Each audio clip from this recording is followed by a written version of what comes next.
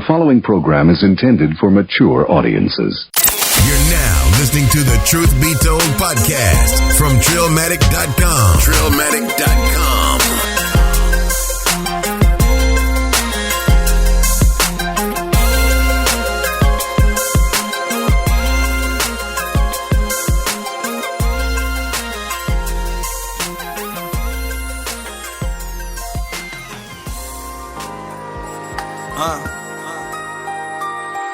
Right. 80s, baby. Get it twisted. How to be a player. Talk about the game of life, fool. But a lot of this fly shit come with it. I'm ignoring lame hoes all weekend. It's Saturday, but I ain't sleeping. Nah, it's that get money season. How we kick it on some G shit. Our society is seek, shining like diamonds. You will see. We write the captions you be posting underneath your image. That type of shit make me question if you even live it. Dig it. I'm alkaline, you acidic. Was bagging ounces in trap houses, still had the vision. Now I'm dripping. I never been a clout chaser. I'm bout paper. The Dover Downs house taker. The K-Town king of the underground with the flavor. Yeah. Truly I'm a pimpin', no button down in the gators. This how to be a player, installment is for the chosen. Picture Y.T bank rolling with rollies frozen. Yeah. Click sipping Clico bottles like they was 40s. Raw cone stuff full of pressure, look like a stogie. Pull up on White Oak and Willis and take the top off. Never met Kendrick or Cuba, feel like I'm top dog. Would tell y'all I'm the illest, but you knew that. Dead bro came back on spoke. How he do that? Ain't nothing moving but the foreigns and the muscles. Ain't nothing moving but the foreigns and the muscles. Hey yo, ain't nothing moving but the foreigns and the muscles. Before this, we was in the tourists and the struggle. Now, ain't nothing moving but the foreigns and the muscles. Shit, ain't nothing moving but the foreigns and the muscles. For real, ain't nothing moving but the foreigns and the muscles. There's paper on the floor and we got more in the dough. P, it's Big Lane. Been getting changed since French braids, I'm insane. My wrist came with a template, I fish dames. We get blades like the tip of the gauge. When it's pain and my niggas enraged, flip the page. I sit in the shade like Sensei, don't get flame. Lefty in pocket, I'm switchblade, that bitch lame as hell. Major fail, my sis chase the mail like dog chase his tail. Yo, my foreign on stroller, whoa. I'm moving slow, I creep the muscle with the polo, bro. But you ain't know, I ain't usual. Probably choosing bones on Spruance Road. I'm loose, I'm bold, I'm juice, I'm cold. I'm cool on these hoes, let's stay cool with Rose. My rules on the code, ain't no moving those. I do what I want, that ain't new though, Holmes. I'm on time, but my roof no show, it's Lefty, P. Ain't nothing moving but the foreigns and the muscles. Ain't nothing moving but the foreigns and the muscles. Hey yo, ain't nothing moving but the foreigns and the muscles. Before this, we was in the tourists and the struggle. Now, ain't nothing moving but the foreigns and the muscles. Shit, ain't nothing moving but the foreigns and the muscles. For real, ain't nothing moving but the foreigns and the muscles. There's paper on the floor and we got more in the duffel. Hey, baby. Hey, how you do? Remember me? I'd have to lose all the brain cells in my head before I forget something as fine as you. Does everyone need an audition to get with you? You ain't gotta go through all that shit. Then I choose you. Be cool, baby. Hey, bitch, come here.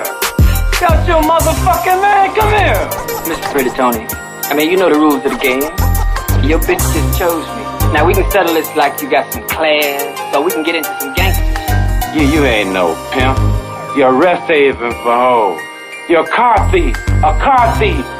The one you got out there is probably hot as a firecracker right now. It was $35,000. $35,000 cash money? No, I give $35,000 plus one, right? The one I gave. No, you gave me 6, all right? That was one. I had one. It was 6, and it's $35,000 plus 1 plus 6 leaves 7. $35,000 and 7, right? Motherfucker, can you buy that? I'm just saying, you never know. What it do, Trillions? What it do? Episode 129 on them boys. You know what I'm talking about? Your boy UU Lee is in the building. Riffa Lee is in the building. Todd Lee's in the building. Todd Lee is in the building. Lee is in the building. We all in the building. Holding it down for Texas. Shout out to everybody. Welcome to Truth Be Told podcast. We appreciate everybody for joining us. Make sure you subscribe. Hit that sub button on your Apple Podcast, on your Google Podcast. Thank you. On YouTube, you go to Trillmatic.com/YouTube. You can subscribe to the YouTube channel because video is coming back. Yes. Probably next week, maybe. Next week, possibly. Or the week after. That, definitely the week after. So shout out to everybody that still subscribes to YouTube channels. I seen a couple of y'all fall off, so it's all right. The last episode, come back. So the last. Let me go and apologize to the trends out there that listen to the podcast on the YouTube channel. The last episode got completely blocked because we played a bit of Amine. Okay. On there. It was like 11 seconds, and they blocked the whole fucking episode off of YouTube. Sorry about that. Yeah, it's all good, man. You're breaking rules. Right. Yeah. Rules are meant to be broken. Yeah. I want my artists to get paid. Fuck you. Oh, yeah. Right. We took a lot of money out of his pocket. Right. Like, damn, you could have just ran an ad on the damn video. I don't give a fuck. I thought we were promoting it. I thought we were promoting it, too. Man, I was caping up for the song and everything, man. It was a song that you brought up. Exactly. God damn it, Todd Lee. God damn it, Black Todd. Right. Also, what y'all heard at the beginning of this podcast was music from the homie All Hail Y.T. He's a fellow Killeen native. He's one of the homies. Shouts out to him. Make sure you go pick up his new album, How to Be a Player Volume 1 with producer 80s Babies. You can get that on the link below. In the description. You know what I'm saying? Show some love. Show some love and show some love to the Killeen. Support. Yeah, definitely. You're gonna hear more All Hail Y.T music over the next few weeks as well. So shout out to him. We support. Also, for people that want to come see us, we are going to be at the CTX Kicks and Fits Sneaker and Apparel Convention right here in Killeen, Texas. All right, they got buy, sell, and trade, raffles, and a whole lot more. It's gonna be Sunday, September the 30th. 12 to 8 p.m. It's at the Killeen Civic Center. So you'll definitely be able to catch Truth Be Told podcast. Do they gotta get tickets? Yeah, they do gotta get tickets. It's $10 entry. All right. If you're got kids and they're under 10, it's free. It's definitely worth it though. That's right. Sponsored in part by Double Laced. There's gonna be a car show. There's gonna be a 2K tournament. It's gonna be pretty lit. So definitely lit. You'll definitely see us out there. So come meet up with us, chit chat with us, come fuck with your boys. Yeah, come fuck with your boys, the whole nine. So shouts out to y'all now. First things first. I pop a freeze all the honeys, bunnies. What? Oh, I'm sorry. You said it. You took it back. I went with it. You took it back. First of all, your boy, your grown up, your baby Bizoy, your Lil Wayne thinks Carter 3 is better than Carter 1. Baby Bizoy, Black Todd Lee. Hot take. Black Todd Lee is out here catching L's because he got he's misinformed. What's that shit called? MoviePass. This nigga got MoviePass, y'all. What is that? Yeah. I ain't taking no L's, but did you ever get MoviePass? I never did. I wanted to get it when it was Heat Rock. No, yeah. Now it's just you familiar with Rock. it? Yeah, I know. Yeah, I never did. So to those that don't know, when this has been around a little while longer. You know, it's gotten really popular lately, but it's been around. I think it used to be like $30 a month, $40 a month, something like that. Sorry for not knowing the numbers, but they lowered the price. You're talking about other companies were doing this. No, them. Oh, MoviePass was doing it. Yeah. Oh, it was priced higher though. So when they lowered it to $10 a month, and they gained several 100,000 subscribers when they did that. Right. But it allowed you to go to the movies once a day, every day if you wanted to, and you get in. You don't pay. Yeah, you can watch. As long as it wasn't 3D XD, you could pay the regular ticket as long as the theater cooperated with them. Which was most of them. I know there was some. Well, there was some people at first that was like, "No, this is bullshit." But then they kind of started realizing, well, shit, if they're gonna pay me for the tickets anyways, then the theater was getting paid full price. They're filling up their seats. Yeah, you know what I'm saying. That's all they care about. Exactly, and they say, hey, if you're coming more often, you're more likely to buy more concessions. They can still make their money. So fast forward a little bit. No. So peep this out. So I had heard an interview. I was listening to the Recode Decode podcast. Shout out to Kara Swisher. All right, she's bae.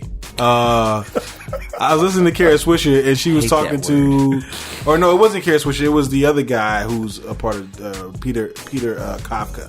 All right, he was interviewing the CEO of MoviePass, and they were like just kind of breaking down, like, yo, how the hell are you gonna make money? Mm-hmm. And so his idea was that they were gonna get so many subscribers that they were going to have more money coming in than going out. Mm-hmm. You see what I'm saying? That was their original goal. So they had, and it's they were trying to be like the Netflix for movies. Yeah, you know what I'm saying? Yeah. $10 you can watch, but they did a lot of research. They noticed that a lot of people don't go watch movies that often. Mm-hmm. They were doing it like maybe once or twice a month is the average person to go watch a movie. No.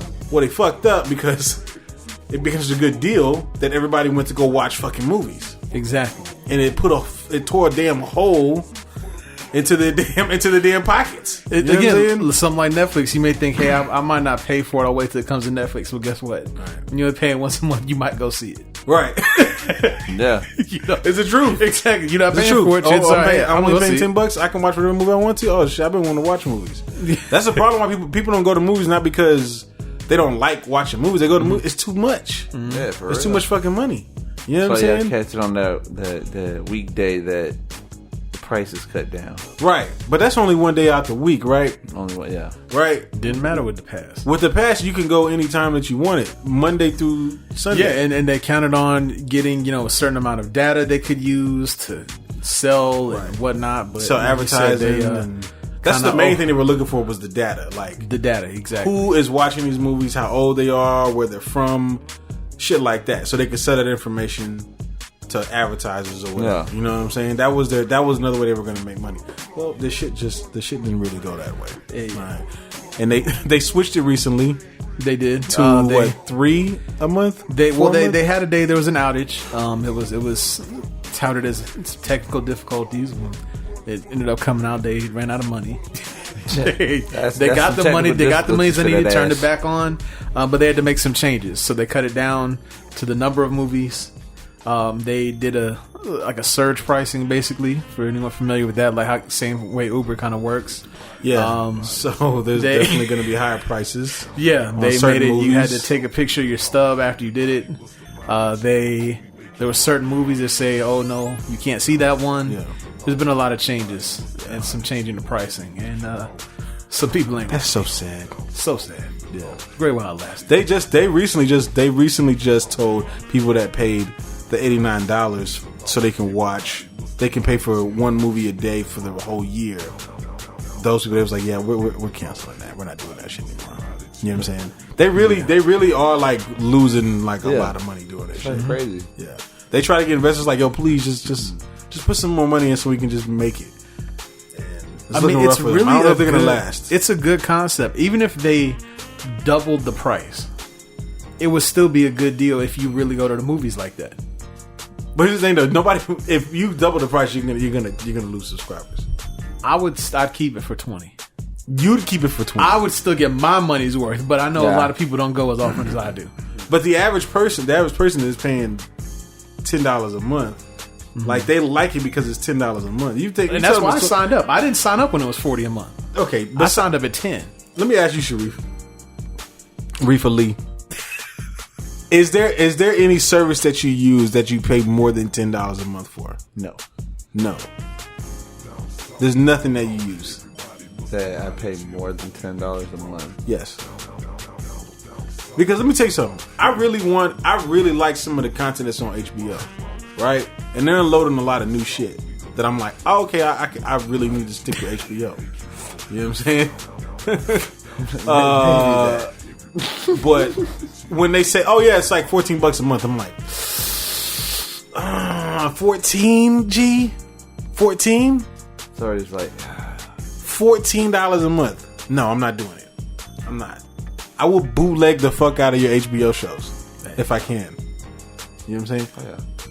Now, your boy Black Ty, he's big baller, Brad. He's like, oh, I do it all, baby. You know what I'm saying? So I feel you, but like, I think the average person isn't gonna spend $20. I think if they did bump it to $20, they will probably lose a lot of subscribers. A lot of setups are like that where most people. I probably would.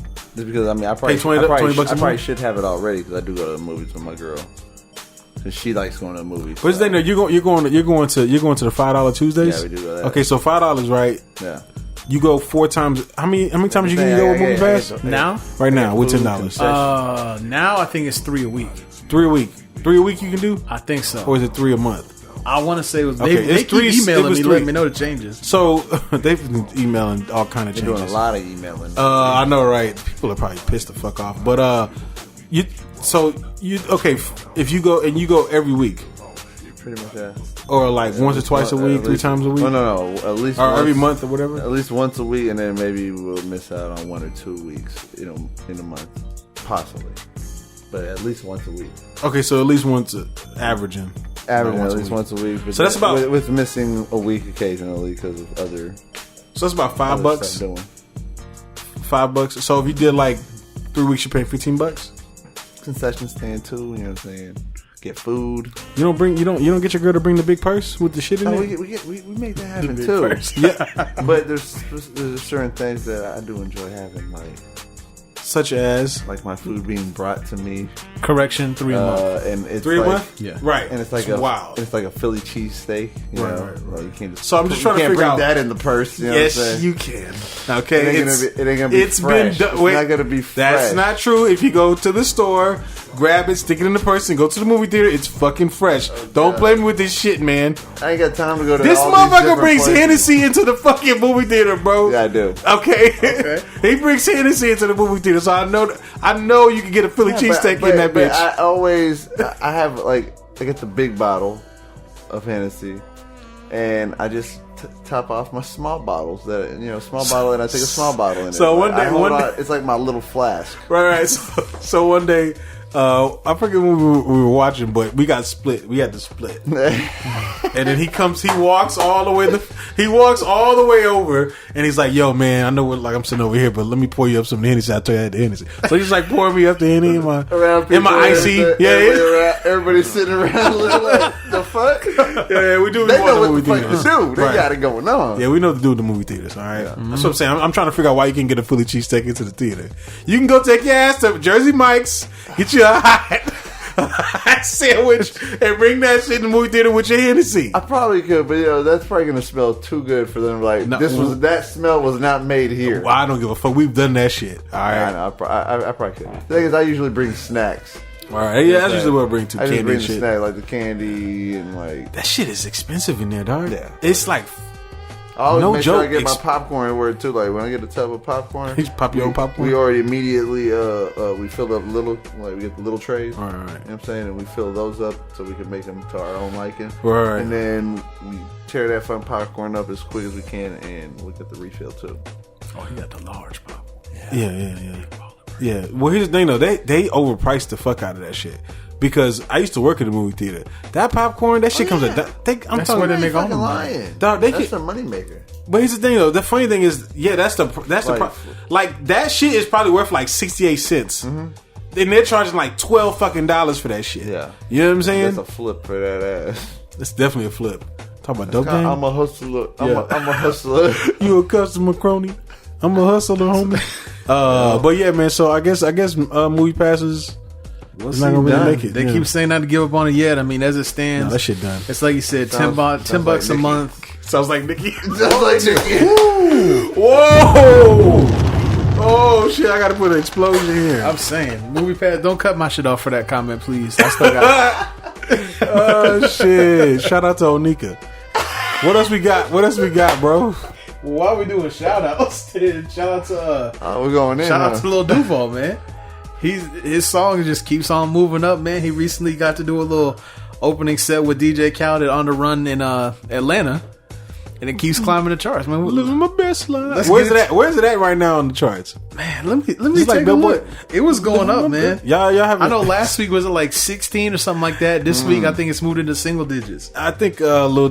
It's just crazy that this man just like hopped up in the music game. Like we gonna get him to number one. Right. We gonna get him to number one. I'm gonna get this game. Living my best life. I ain't going back and forth with you niggas. Yeah, that's a hot song. I relate.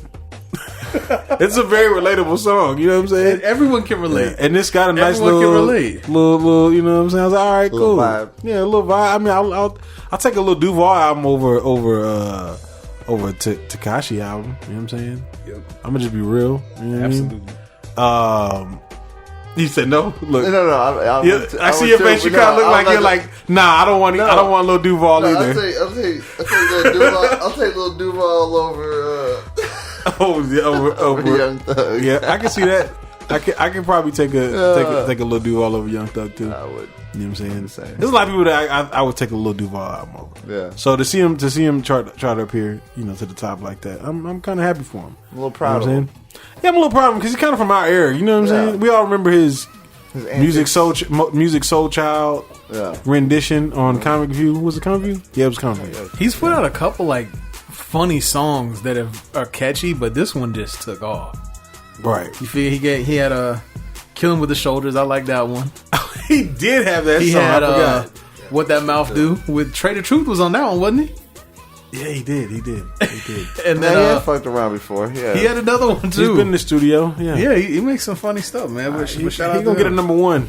He gonna get a number one. Him there. If this nigga get a number, let's give him the number one. Let's get Lil Duval's "Living My Best Life" to number one. All right, let's do that. Let's make it happen for the culture. Let's do that. Stream it. We're gonna get him there. And stream Michael Jackson too. Yes, keep streaming that. Keep streaming Thriller. Never stop. Right. What else we got, man? What else? Is on the list? Quick shout out to Vic Mensa. It says here he's him and his Save Money Save Life Foundation.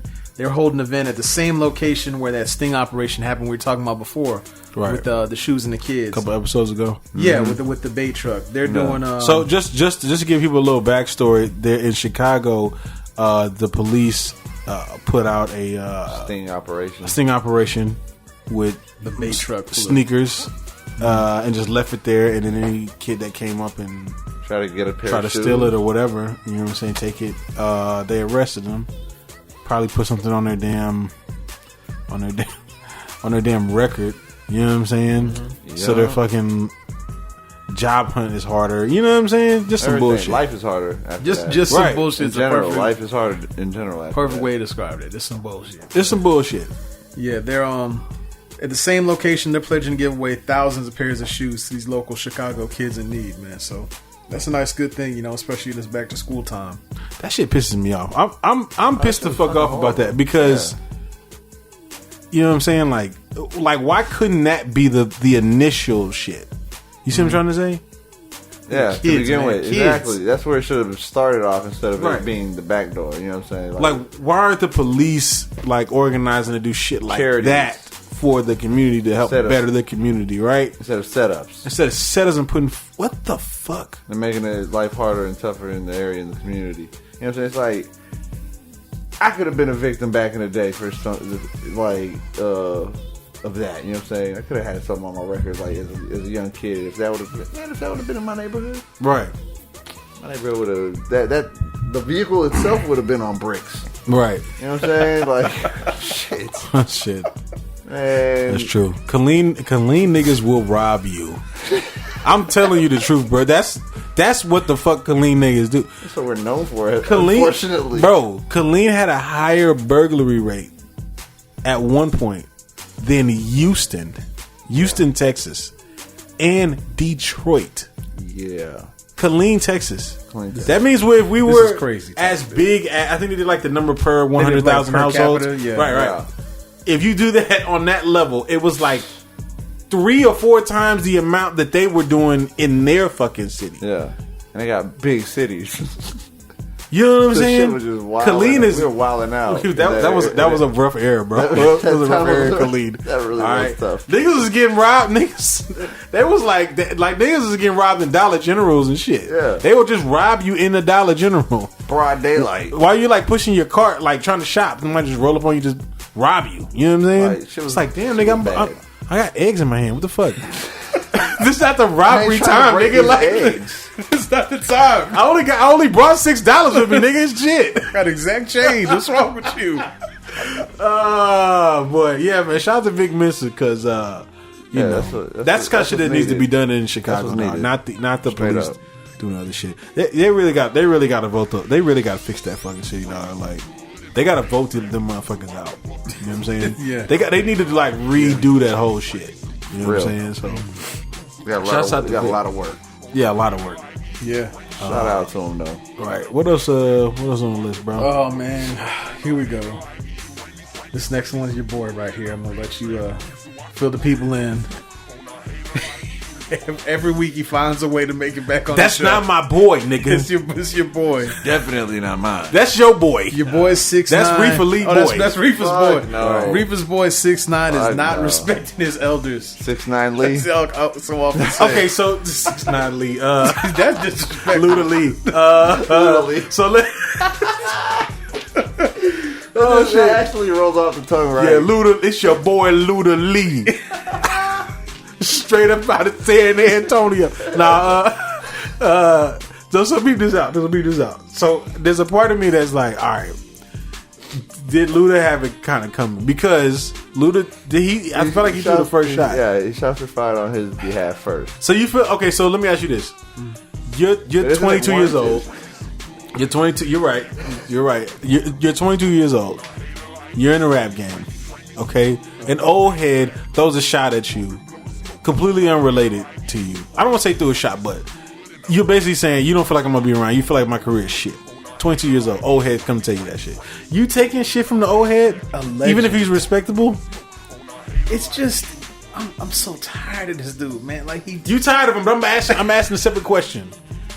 I mean, I don't. You try to prove him wrong. Look. You're basically 6'9" right now. No. You're basically 6'9". No. That was just, man, just let it ride. You know he's not like, it wasn't like he just came out and dropped a diss track, man. Like he was on the show. Yeah, but let it roll, man. Okay, so listen, because it's sensitive. Okay. Wait a minute, though. Somebody, you're minding your own fucking business. It do seem like a sensitive person. He does not know how to mind his own business. Wait, no. 6'9's minding his own business. Okay? He don't got no issues with Luda. And then Luda says, oh yeah, I got to pick Nick Cannon because this guy's career won't be around for long.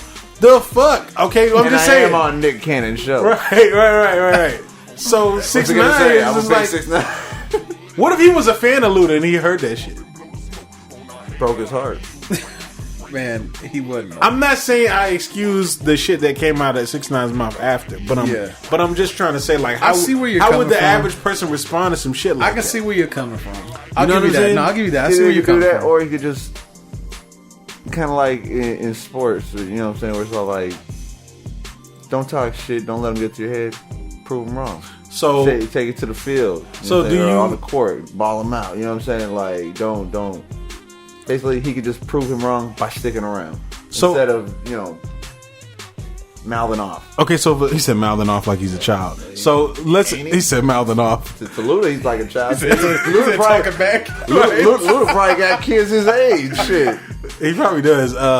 But so let me ask you this: if a legend disrespects you, right? Because you got to think about it, right? Like everybody sees this. Yeah. Like your girl. Like your family, your friends, and then like, yo, what the fuck, yo? My name was in his mouth. Isn't this your favorite rapper? Like, my name was in his mouth. That's why you gonna look at it. He's talking about me. He got a plus. Right. So, all right. So, are you looking at that as like, you know what? That's Luda. So, I respect Luda. He's a legend. I'm not gonna. Do you say I'm not gonna say nothing back to him? You know what I'm saying? Do you approach it like that, or do you say fuck you bitch ass? You know what I'm saying? Or you could just be yourself. That's what he was being himself. So are you really obviously who he is as like his character at least? You talking about Tekashi? Yeah, that's his character in the rap his game. persona. Because I mean, the rap troll. Like they've shown him as that kid.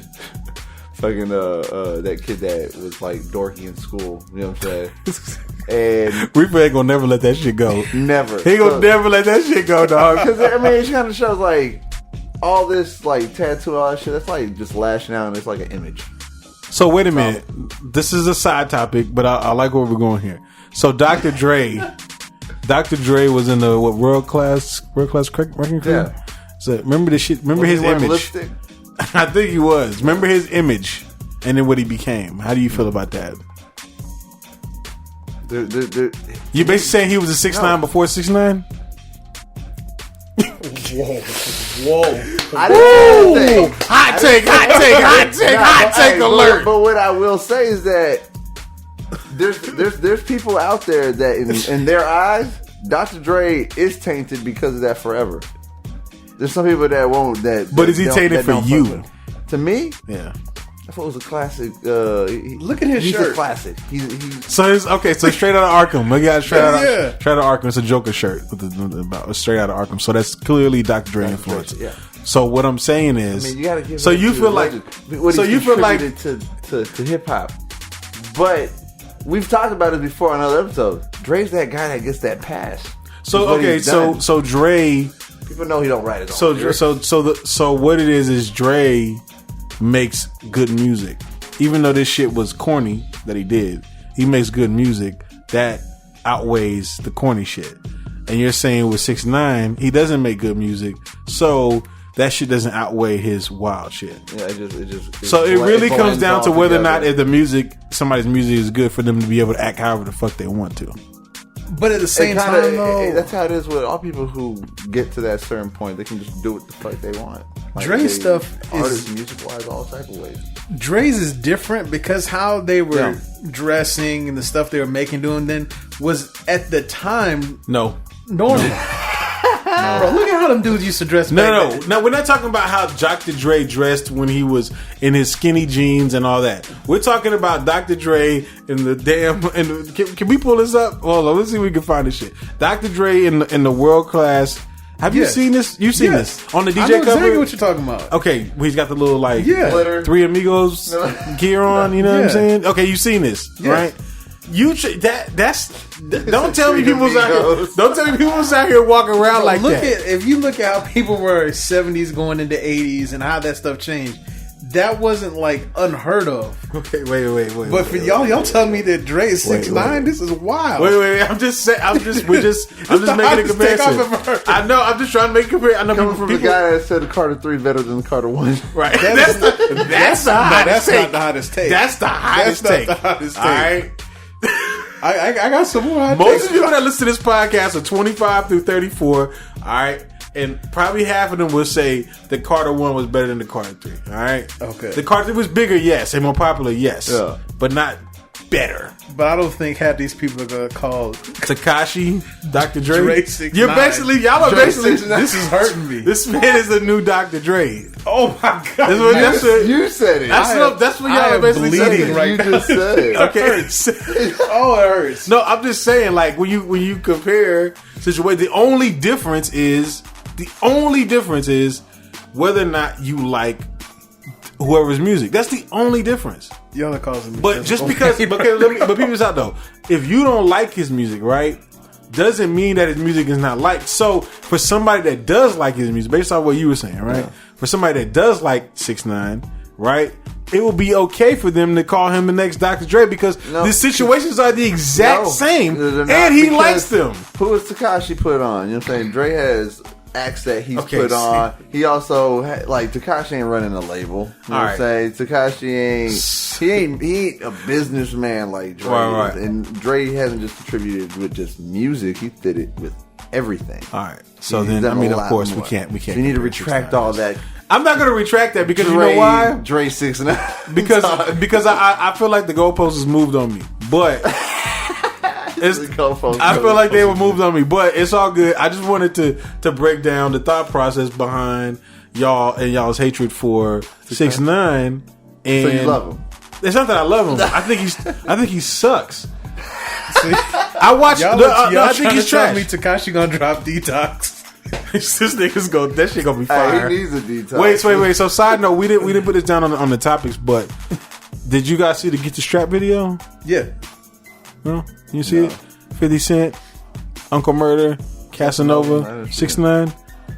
Alright. It's a very East Coast sounding track. Yeah, of course it is. Oh yeah. 6ix9ine comes around and just trashes it. He just trashes it to me. You know what I'm saying? No. Now I'm not even saying that the sound of that was like that fire, that high. It was just kind of good to kind of see it like the old like grimy East Coast. And then you got this motherfucker in here with the rainbow shit on it. You know what I'm saying? It's just like what is this?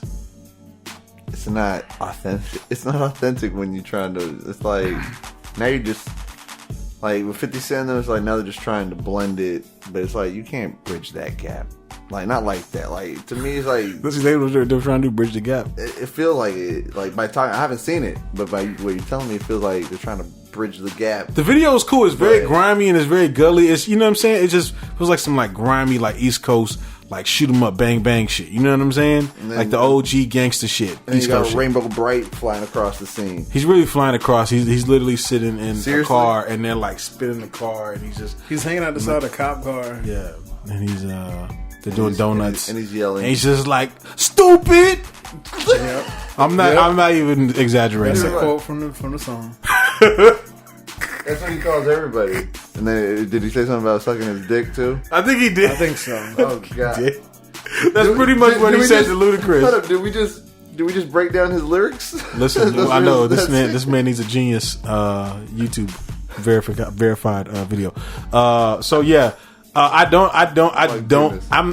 what people are upset about him dissing Luda, and you know people feel like Luda is a legend and all that. But at the same time, you know Luda did kind of take the shot first. He kind of took the first shot. You know what I'm saying? Let's be honest about it. It was. How you supposed to react to that? It was kind of a setup though, just like they put him in that situation to where he had to answer it. Right.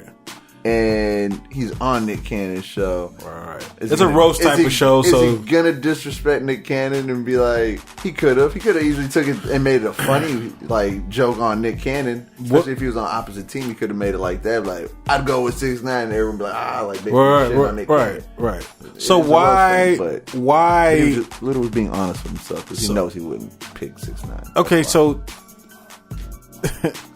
why does he feel like it's okay to say something about 6ix9ine, right?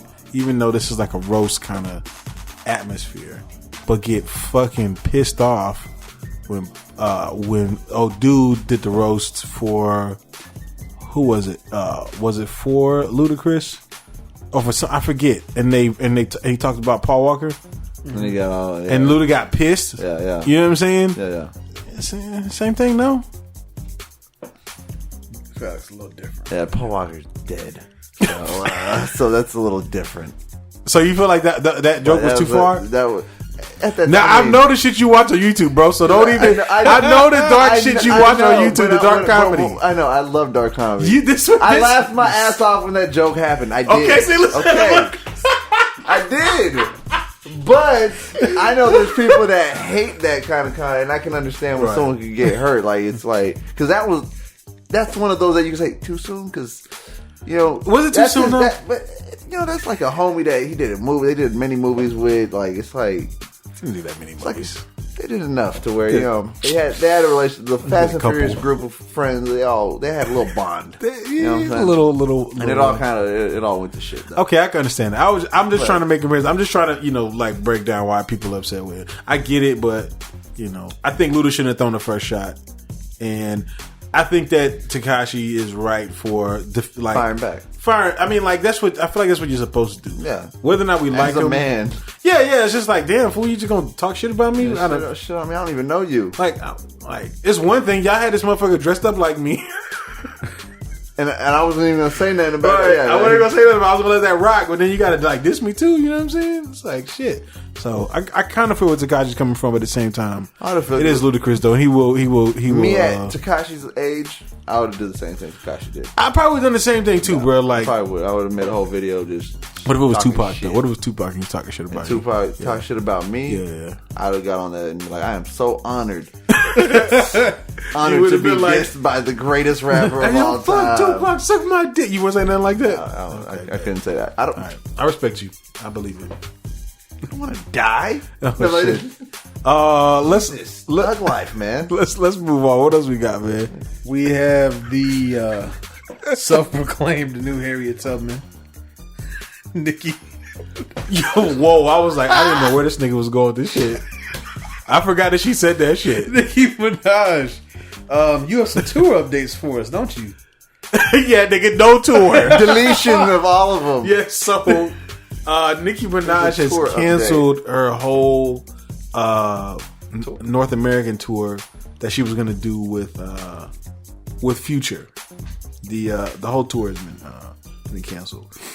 I don't really know why. I don't know if it's because people don't care about her music no more, or if it's crazy ranting, these antics she's been doing lately. The rants, the crazy Twitter shit, dissing dissing our Texas treasure, Travis Scott. Texas treasure, I like that. It's what he is at the moment. Like, we're literally about to have the state fair, and you want to diss Travis Scott? How dare you? Not happening. When you diss Travis Scott, you dissing Big Tex. Okay, you just don't do that. You know what I'm saying? Not before the state fair. When the state fair? Next month? Okay, September. You don't diss Travis Scott before the state fair. You're not gonna get a show in Dallas or Houston. You want to hear some wild shit? I've never been. All right, so this is perfect because you gotta go. You gotta go this year because it's a whole month. All right, you gotta go at least one time. Just go check it out. It's pretty cool. Everybody that's not from Texas, y'all should go check it out too. The state fair. Also, too, I kind of feel like it's because Nicki just doesn't know how to really execute. She wanted to go get Future. I don't know if she wanted to get Future because it worked for Drake. You know what I'm saying? But what she should have did was she should have made like the fucking Rough Riders tour or the Up and Smoke tour or the Cash Money tour with all the fucking women. All of them. They would have been pop. I don't understand why what the fuck? Is there not going to be a female rapper that's going to come out and do that shit? Where are they at? Yeah, they're all going to. Am I tripping? I think everybody would do that. And I think even if she extended that baby stuff aside, I think she extended the olive branch to Cardi. I think she'd have done it. That would have been a big. That would have sold out. That would have sold the fuck. If you it could have been just the two of them, and right. If you but would Cardi have accepted? I think if she really came to her on a humble, I'm sorry, and said, I'm she sorry, would have done it. I've been rude. She would have done it. I should have respected you. I should have showed you more love as you came in. Now let's go get this money on tour together. I think she would have done it. Yeah, but Cardi could also be like, nah, bitch, I'm past you now. That's fine. I don't need to go back and help you out now. You didn't want to help me? Have fun trying to make your way back into the game. You're right. That's fine. But here's the thing though. Let's say that happens, and so she can't use Cardi B. There's still like 50 other, a whole bunch more. Yeah. She could have tried to do that shit with Kim, Remy, Foxy, Missy. She could have went and got somebody like Rhapsody. Yeah. She could have got this chick Saweetie, Tink, Asian Doll, Tink, China Doll, Meg the Stallion. Yeah. You mean to tell me you can't get a fucking show in Texas? Trina, you can't get a fucking show in Texas, right? And then and then have Meg the Stallion opening up in Texas, or bring her ass out. The fuck? Yeah. She could have did all. She could have just poor planning because she could have fucking did a lot of shit, but she's still being selfish.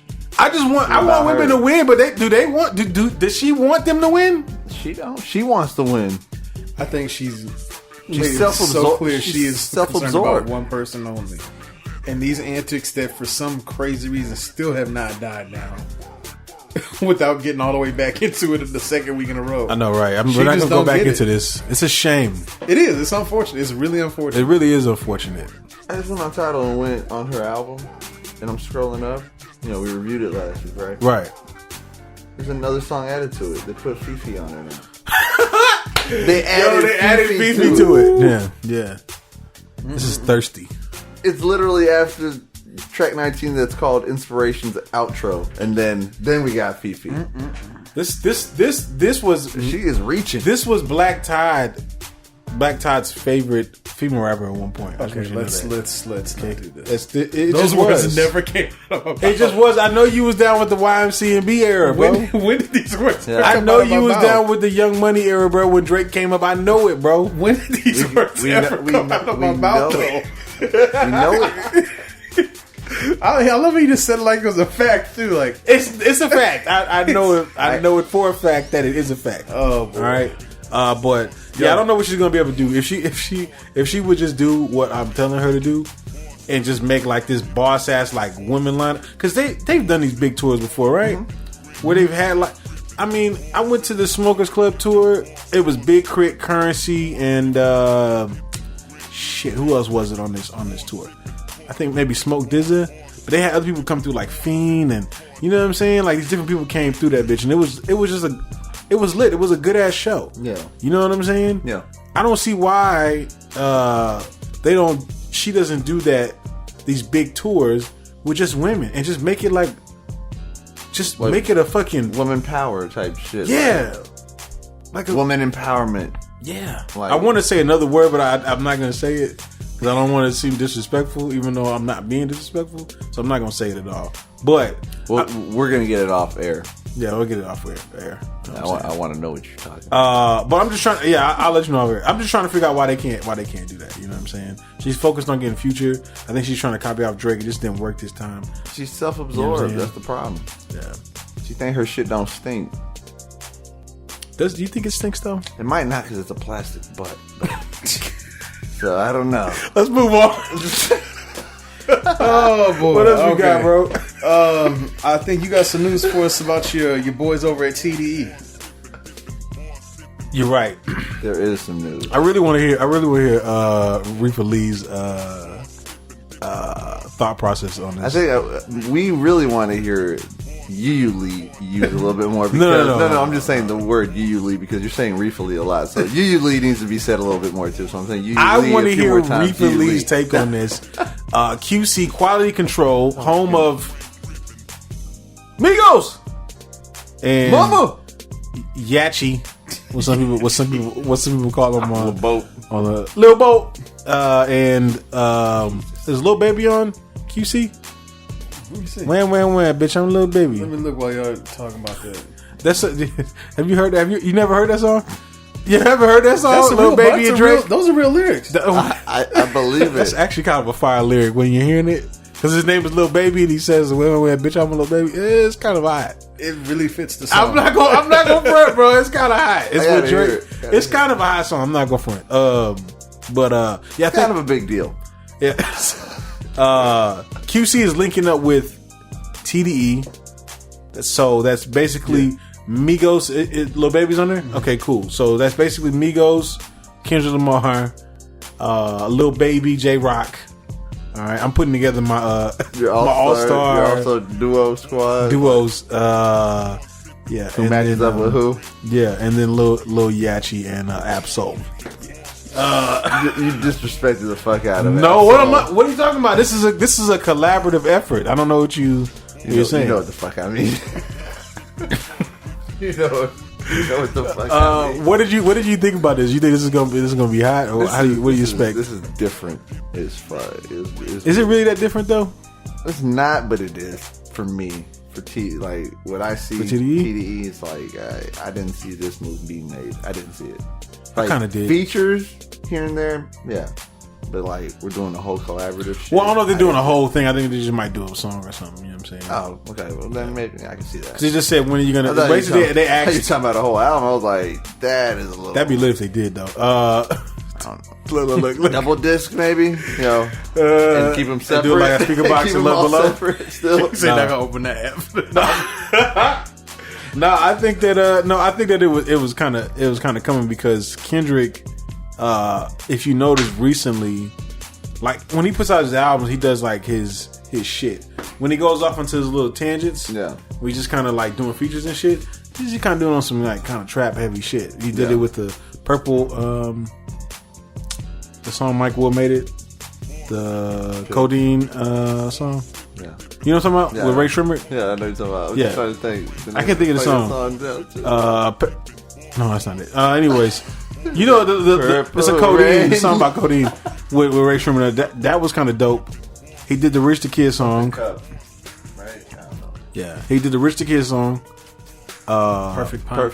Perfect Pint. I was about to say Perfect Cup, and then it was like I couldn't think of the fucking name of that shit. That was a hot song. How dare I not remember that? But I'm just saying, Kendrick has been out here like doing this like ratchet shit. Even like when you listen to the Black Panther soundtrack, you know what I'm saying? Like you can tell like he's very current in like the sound, like what's happening with that style of music. So to see him like say, okay, I'm gonna dive into more of that.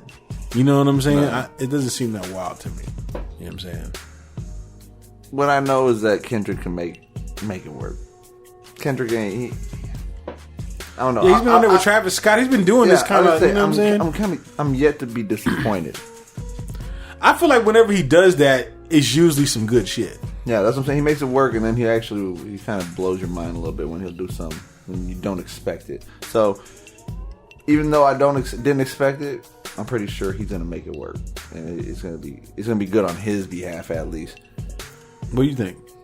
I think K-Dot, like you said, he has a style for everybody, so I know that's gonna work. It's a bit of I wouldn't have guessed to put these two together. Yeah. It's a little weird, but we'll see. I mean, I know I was kind of some weeks back talking about I was getting tired of hearing about everybody collabing with everybody, but it's not going away. The music industry just flipped me the bird, so we gonna keep doing it.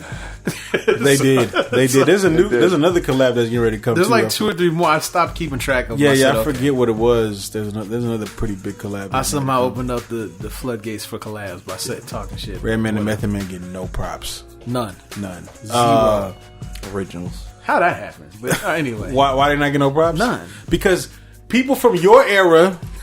People that think the Carter 3 is better than the Carter 1 disrespect the era. Preach. That's why. All right? I literally had nothing to do with this. They like Lil Yachty instead. I'm happy. I'm happy to see what TD is going to do. I think TD knows what they are doing. No, they know exactly what they're doing. They know. I was just going to say they know that they need to, that in order to be popular. Right, you have to do somewhat popular type shit. You have to figure out a way to be there and then make it your own. Yeah, because I mean, he ain't gonna step into that realm and then turn into them. You know what I'm saying? Into like their style. We never know. TDE has some artists. Kanye kind of did that. Well, I would hope. He kind of became what he was like for a track, towards. Maybe. You know what I'm saying? But don't get lost in it. Is all I'm saying. He's probably going to take something from it and pull it. Well, he always does. Right? That's what he does. Because you remember when Kendrick did this shit way too crazy? Hey, they were doing that. He was doing that little shit like everybody else, right? Yeah. So I think that he's gonna take something, craft something new with it, and then. But like I said about that part when he was doing that, he made it sound good. He made it better. He made it to where he did it better than the people who do it before him and like kind of originated it. You know what I'm saying? But he used it and he did it and he just made it That's work. Subjective. Yeah. But you agreed when we did the podcast. So. See, TD has so many different Shut artists your fucking face. that have so many different styles and talents that, I mean, if you want to collab with anybody, TD is the camp to do it with. Because they got something for everybody. Right. Yeah. Oh, yeah. Yeah, I think they figured out a way to do that too and not sound like because they're branded as lyricists, you see what I'm saying, which is good, but they're not like Dreamville, right? Where Dreamville is like, all right, we're just gonna like focus on like the music side and lyricism and like the creative side. It's like TDE is like, oh, we're gonna do the ratchet shit too. Yeah, we're gonna do the hood ratchet shit, the ratchet ignorant shit too, too, singing shit. Yeah. It's gonna be lyrical and shit. We're gonna drop knowledge on you, but it's gonna be ignorant. And they just hit you like they get you this here, this there. They give you some with K-Dot, some with Schoolboy, some with Sir's on TDE too, right?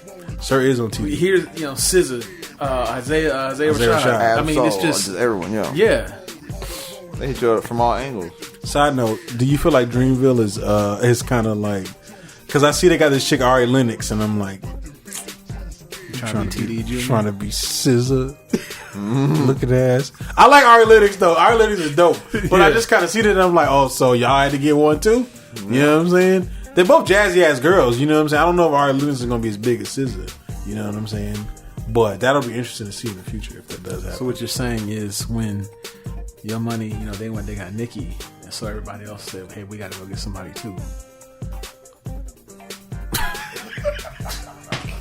That didn't happen though. I love doing this shit there, man. Shit. I love doing this shit there. Imagine like Nicki having like a squad of like women on like a squad of women and then saying, we need to get a male rapper. We need to get one good male rapper. Just one. Yeah. It's gonna be the male rapper on the label. What else we got? Man, we got man, people been cutting up lately at these concerts. Pretty much everyone's on tour right now, and people are getting a little wild. So I guess we'll start with Riffa Lee's boy, Lil Uzi Vert. Wait a minute. Riffa Lee. Wait. So somebody threw a Bible on the stage while this man's performing. He was performing his hit XO Tour Life. and went through a Bible on stage. So, I ain't gotta say that. I was about to get it. I'd get us in trouble. I can't. My dark humor was about to go wild. Yeah, don't do it. Wow. Don't do it. All right. I'm good. This isn't. This ain't the time. This ain't the time. Right. When the mics go off, it's just gonna get wild. In the group text, it's gonna get wild. All right, but not on these mics. So, I guess people believe that this man really is the devil, or he does like some satanic shit. Now, I will say that on his album, there's a part that right before one of the songs where he says Lucifer, like he's saying Lil Uzi Vert, but he says it in a way that it sounds like Lucifer. Lucifer. Right. Remember we do that episode? Yeah, Lucifer. And then he has a song on there called 222 plus 444. I mean, which is kind of like an ode to Jay-Z. Yeah, the 666. So I'll never forget because it was around the time right after 444 came out. I'll never forget my chick. I played the song for her, and then she liked the beat. She was like maybe 30 seconds into it. She was like, "Oh yeah, this shit. What's the song called?" And I was like 222 plus 444. And then she was like into it, and she was like, "Oh no, I gotta turn that shit off." She got shook and was like, "I'm turning that shit off." With that, yeah. So I can see how some people probably believe that he's devil or worships the devil, but why throw a Bible on the stage? Why come to the show? Exactly. Why spend your money? That's true.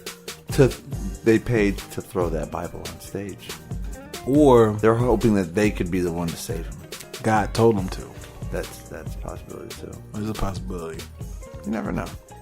Let's be real though. All right, Lil Uzi Vert probably he's just playing into this shit. He's not the first person to go through this shit. No, what the 3 6 Mafia went through this 3 shit. 6 Mafia, they still go through that shit. All the pretty much Ozzy Osbourne, all the rock stars. Rock was considered devil music for the longest. Marilyn Manson, you know what I'm saying? This shit ain't new. Yeah. You know what I'm saying? He ain't the first to go through this shit. Right. He ain't gonna be the last either. You know, there's always gonna be some like. There's always someone that just has that sense of darkness in their lyrics, right? Or even their image, and they catch no pun intended, but they catch hell for it. Right. Imagine being a parent and you don't listen to rap, and then you see the cover art for "Flesh of My Flesh, Blood of My Blood," and your kid, like and your 8-year-old wants you to buy blood. it. Yeah. And you shall bathe in blood. It's like the first scene from fucking Hostel too. Oh yeah. That lady's bathing in blood. Yeah, that shit was wild. Literally blood. That shit was nasty. Well, not really, but still, it's Hollywood. Yeah, I'm just saying. I get what people would like freak out, but I don't think you should have came to the show. Yeah, that show obviously ain't for you. You're supposed to be at Kirk Franklin's show. Right. This should have been at Kirk Franklin. That's where you were supposed to be. And that Kirk Franklin show was probably popping way harder than the Lil Uzi Vert. And it was next door. You were at the wrong venue. Right. What if it was Kirk Franklin? Oh shit! Plot twist. Talk about plot twist. That's Night Shyamalan in the building. What was it? What's some other shit that happened in the concerts? Swae Lee took an L in Texas. Come on, Texas. Cause we don't play that shit. You want to make all these songs with Nicki Minaj after she dissed fucking Travis Scott? How dare you? You getting a Samsung thrown at your face. That's what it is. You getting the phone, and that shit was set to detonate. They never throw that Samsung. Right, it's a Samsung. I could shit on my own phone. Don't know. There was somebody threw a phone at Swae Lee. Yep. Hit him right in the mouth. Busted his lip. Blood is everywhere. That was Knocked a lot a tooth out. That was pretty bloody. Like at first when he was like zoom in, I couldn't tell at first. I was like, this looks pretty weak, bro. It don't look that bad. It like then I seen the other angle. And then when they zoomed in, I was like, oh shit. Yeah, I was like, damn, did she get his nose too? Did he bite his tongue off? I was like, what a phone? I think he got a tooth knocked out. Yeah, that's what he's saying. Like, you got a tooth fucked up. All right, so you get it. And he said he wasn't playing. He said he was suing. So that's what you get. They say he's not suing anymore. Man, he should. Yeah, he really should. Though. He said, "Fuck, would you sue?" Yes. They don't got shit, just nigga. on GP. They don't got shit. I know, but just to let you know. And then, you know, and they'll never do that type of shit again in their life because they'll know, damn, I almost fucked myself over for life. I didn't have. I had nothing to give, and I had to get out of my house. We gotta garnish a few of those wages to teach you a lesson. Right. I had to foreclose on. I had to leave the house. Like, you know, I lost everything. So, what would you rather get thrown at you? All right, a cell phone right in the middle of your face, right in the middle of your mouth, or with an ID in it too. With an ID in it, and the chick on the ID is bad. All right. Would you rather that or somebody throw a 40-ounce can of beer right at your eye? It ain't been opened yet? Ain't been opened yet. Ooh, right at your eye right at your compared to a phone at your mouth. Yeah. I'll take the phone to the mouth. You might lose a tooth. At least I'll be able to see. I think I'm taking the 40 to the head, bro. You can get your tooth repaired and fixed. Oh, shit. You can't fix the brain damage that you're going to receive from a 40 to the fucking head. He said it was a can, not a bottle. He said it's a can, right? It's a can. I'll take a can. But it ain't that open. Shit's so heavy, though, man. It is. And that shit's hard. I think I'd rather take the bottle than the can. Really? Yeah, I think I'd rather take the bottle. This just should break. Yeah. It ain't like Hollywood. Those motherfuckers don't break that easy. Oh, shit, they don't break that shit sounds like, ding. Yeah, just get that shit did break. These guys everywhere. Shit, yeah. No, the reason I asked that is because it happened to Method Man when he was performing at the ICP. Do you know who ICP is? Insane Clown Posse. We old as fuck. Bro. You don't know Insane Clown Posse is? Oh, yeah. I'm sorry. Okay, bad. I thought you said at D, and I was like, wait, my fault. Okay, all right. ICP. I got you, yeah. Clown gang. The Juggalos is what they call them. Yeah. No, Method Man was performing. I think he was opening up at one of the shows or whatever, and I guess he said something pissed some of them off, and they threw a can at his eyes, busted open, he's bleeding and shit. What did he do? He's Method Man, dog. He probably did some wild shit. Okay. He used to do shit. No, I've seen. Have you ever watched him do a show? He did when he did the Smokers Club tour with Currency. This motherfucker did what he spit like a loogie in the air, try to catch it back in his mouth. Land in his eye. But it landed like on the side of his face. It was nasty. That's Method Man. That's nasty. All right, and he does the head walk. Try to catch shit. You remember the head walk shit they used to do? Where he walks on the heads like Crocodile Dundee? Oh, yeah. He does that shit. I know what you're talking about. Yeah. I was just asking because you've seen some rappers do some wild stuff. We've seen 50 jump off the stage on people. Yeah, I wonder what he did when he got busted in the head. Did he jump off stage or did he say, security? No, he just walked into the back after that. He said, I need to check this out. Yeah, because he got gashed. It was pretty bad. You know what I'm saying? I don't think you could see because there was so much blood. Yeah, that's what happens when boxers or MMA fighters, they get that cut above their eye. Right, it was like it's one of those cuts that just keeps bleeding. Yeah. Right, you're basically you go out there to try to fight the dude who did it and then really get beat up because you can't see. Right. Shout out to the Method Man though. Yeah, man, that's the homie. What else is popping? The last one, and then certainly the most dangerous. Somebody tried to run up on Hove and the real queen. Beyonce. I don't know what they was thinking. Another use tonight. Certainly the most dangerous decision of the Beyonce Lee don't play that. Beyonce Lee don't. She don't. All people go from Texas gonna understand what the fuck we talk about this Lee shit. Hey, the Queen Bee Lee. Right. Hove Lee. The reason I'm kind of laughing about this is because it'd be Sean Lee. That's a good one.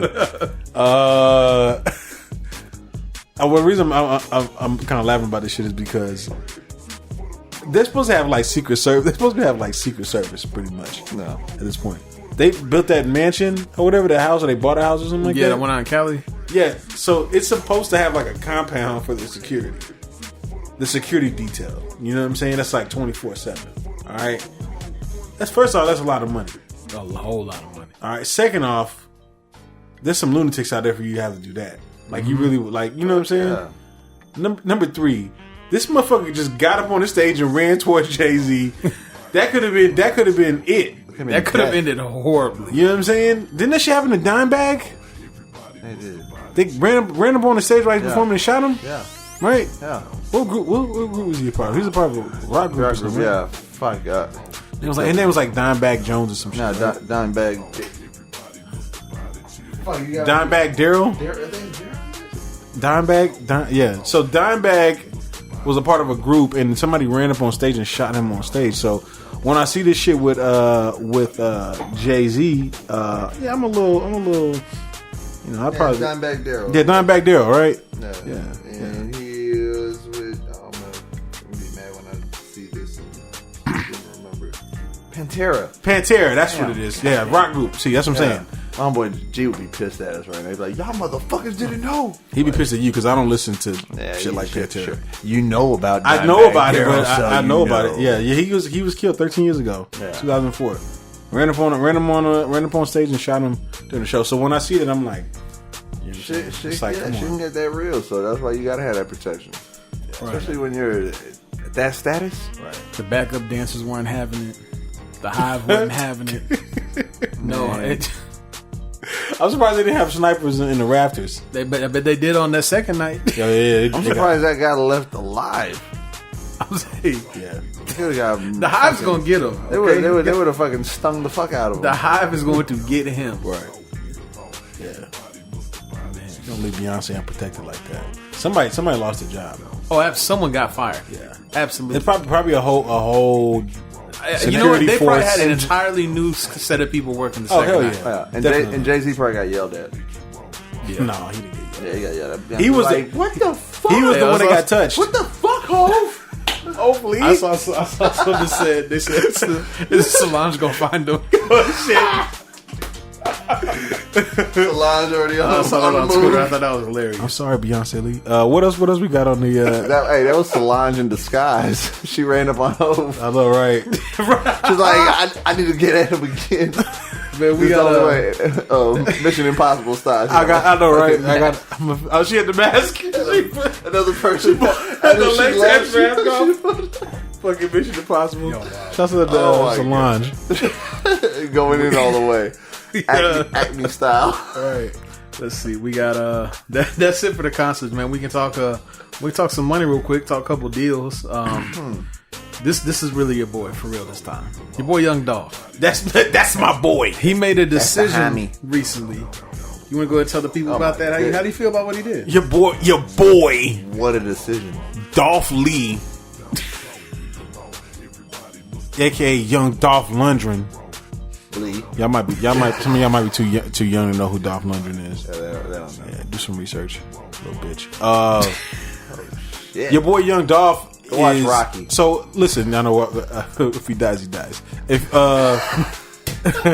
you go back to I think maybe 2 episodes ago, we talked about Dame Dash, and I was saying that he was sitting down with Young Dolph and they were talking busy. You could tell they were like running strategy and the whole nine. You know what I'm saying? Yeah. So Dolph apparently knows what he's doing. You know what I'm saying? I know Dame knows what he's doing.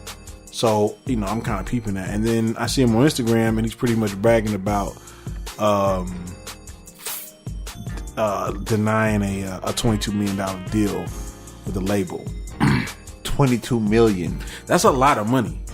That's a whole lot of money. Dollars. The last time I seen a deal like that for a rapper was T.I. And then before that, Cash Money to Universal, they got like $30 million. You know what I'm saying? Which was fucking unheard of. Because niggas, when they get signed, they would get signed for like $2 million, $3 million. That was like, damn, you doing it. You know what I'm saying? Mm-hmm.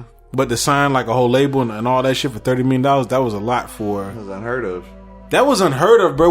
When I seen that damn cover on, I think, The Source, and they had Birdman and Cash Money and all that, and they had just signed a $30 million deal with Universal. We're like, these guys are heroes. $30 million was out of fucking control, bro. You know what I'm saying? That's why the videos started going like, that's why their spending got out of control. Yeah. So they bought all those goddamn cars. Yeah. They did. Different colors, just everything. Rare. Shit. Yeah. It's rare, Woody. I'm the number one stunner. They weren't lying. They were stunning like a motherfucker. They were stunning like a motherfucker, dog. They were legends for that. But I mean, now you got like all these different entrepreneurs in the rap game. Everybody's pulling in hundreds of millions of dollars. Yeah, everyone's different. got their own businesses, but side ventures and shit like that. For Young Dolph to come and say, I'm turning down $22 million, that's fucking wild in 2018. Because they're not handing out money like that no more. Who the fuck is giving them $22 million? You know how many people right now are like, other artists are like, God damn it, give me that deal. The last, Lil Pump was talking about a $10 million deal, wasn't he? But $22 million? Is he making the right choice? I honestly think he is. So you think he's going to get more? Or you think that he can make more in the long run underground? That's what I'm saying. I don't think he's even made $22 million yet. My gut says underground. This is the wrong decision. Now, that's easy to say because I'm not in the business. I'm not in that industry. But I don't think people realize, like, when you take the big names out, people aren't just making $22 million, especially when you know how hard it is to make it off just the music. You know, like, a lot of money comes from merch and touring.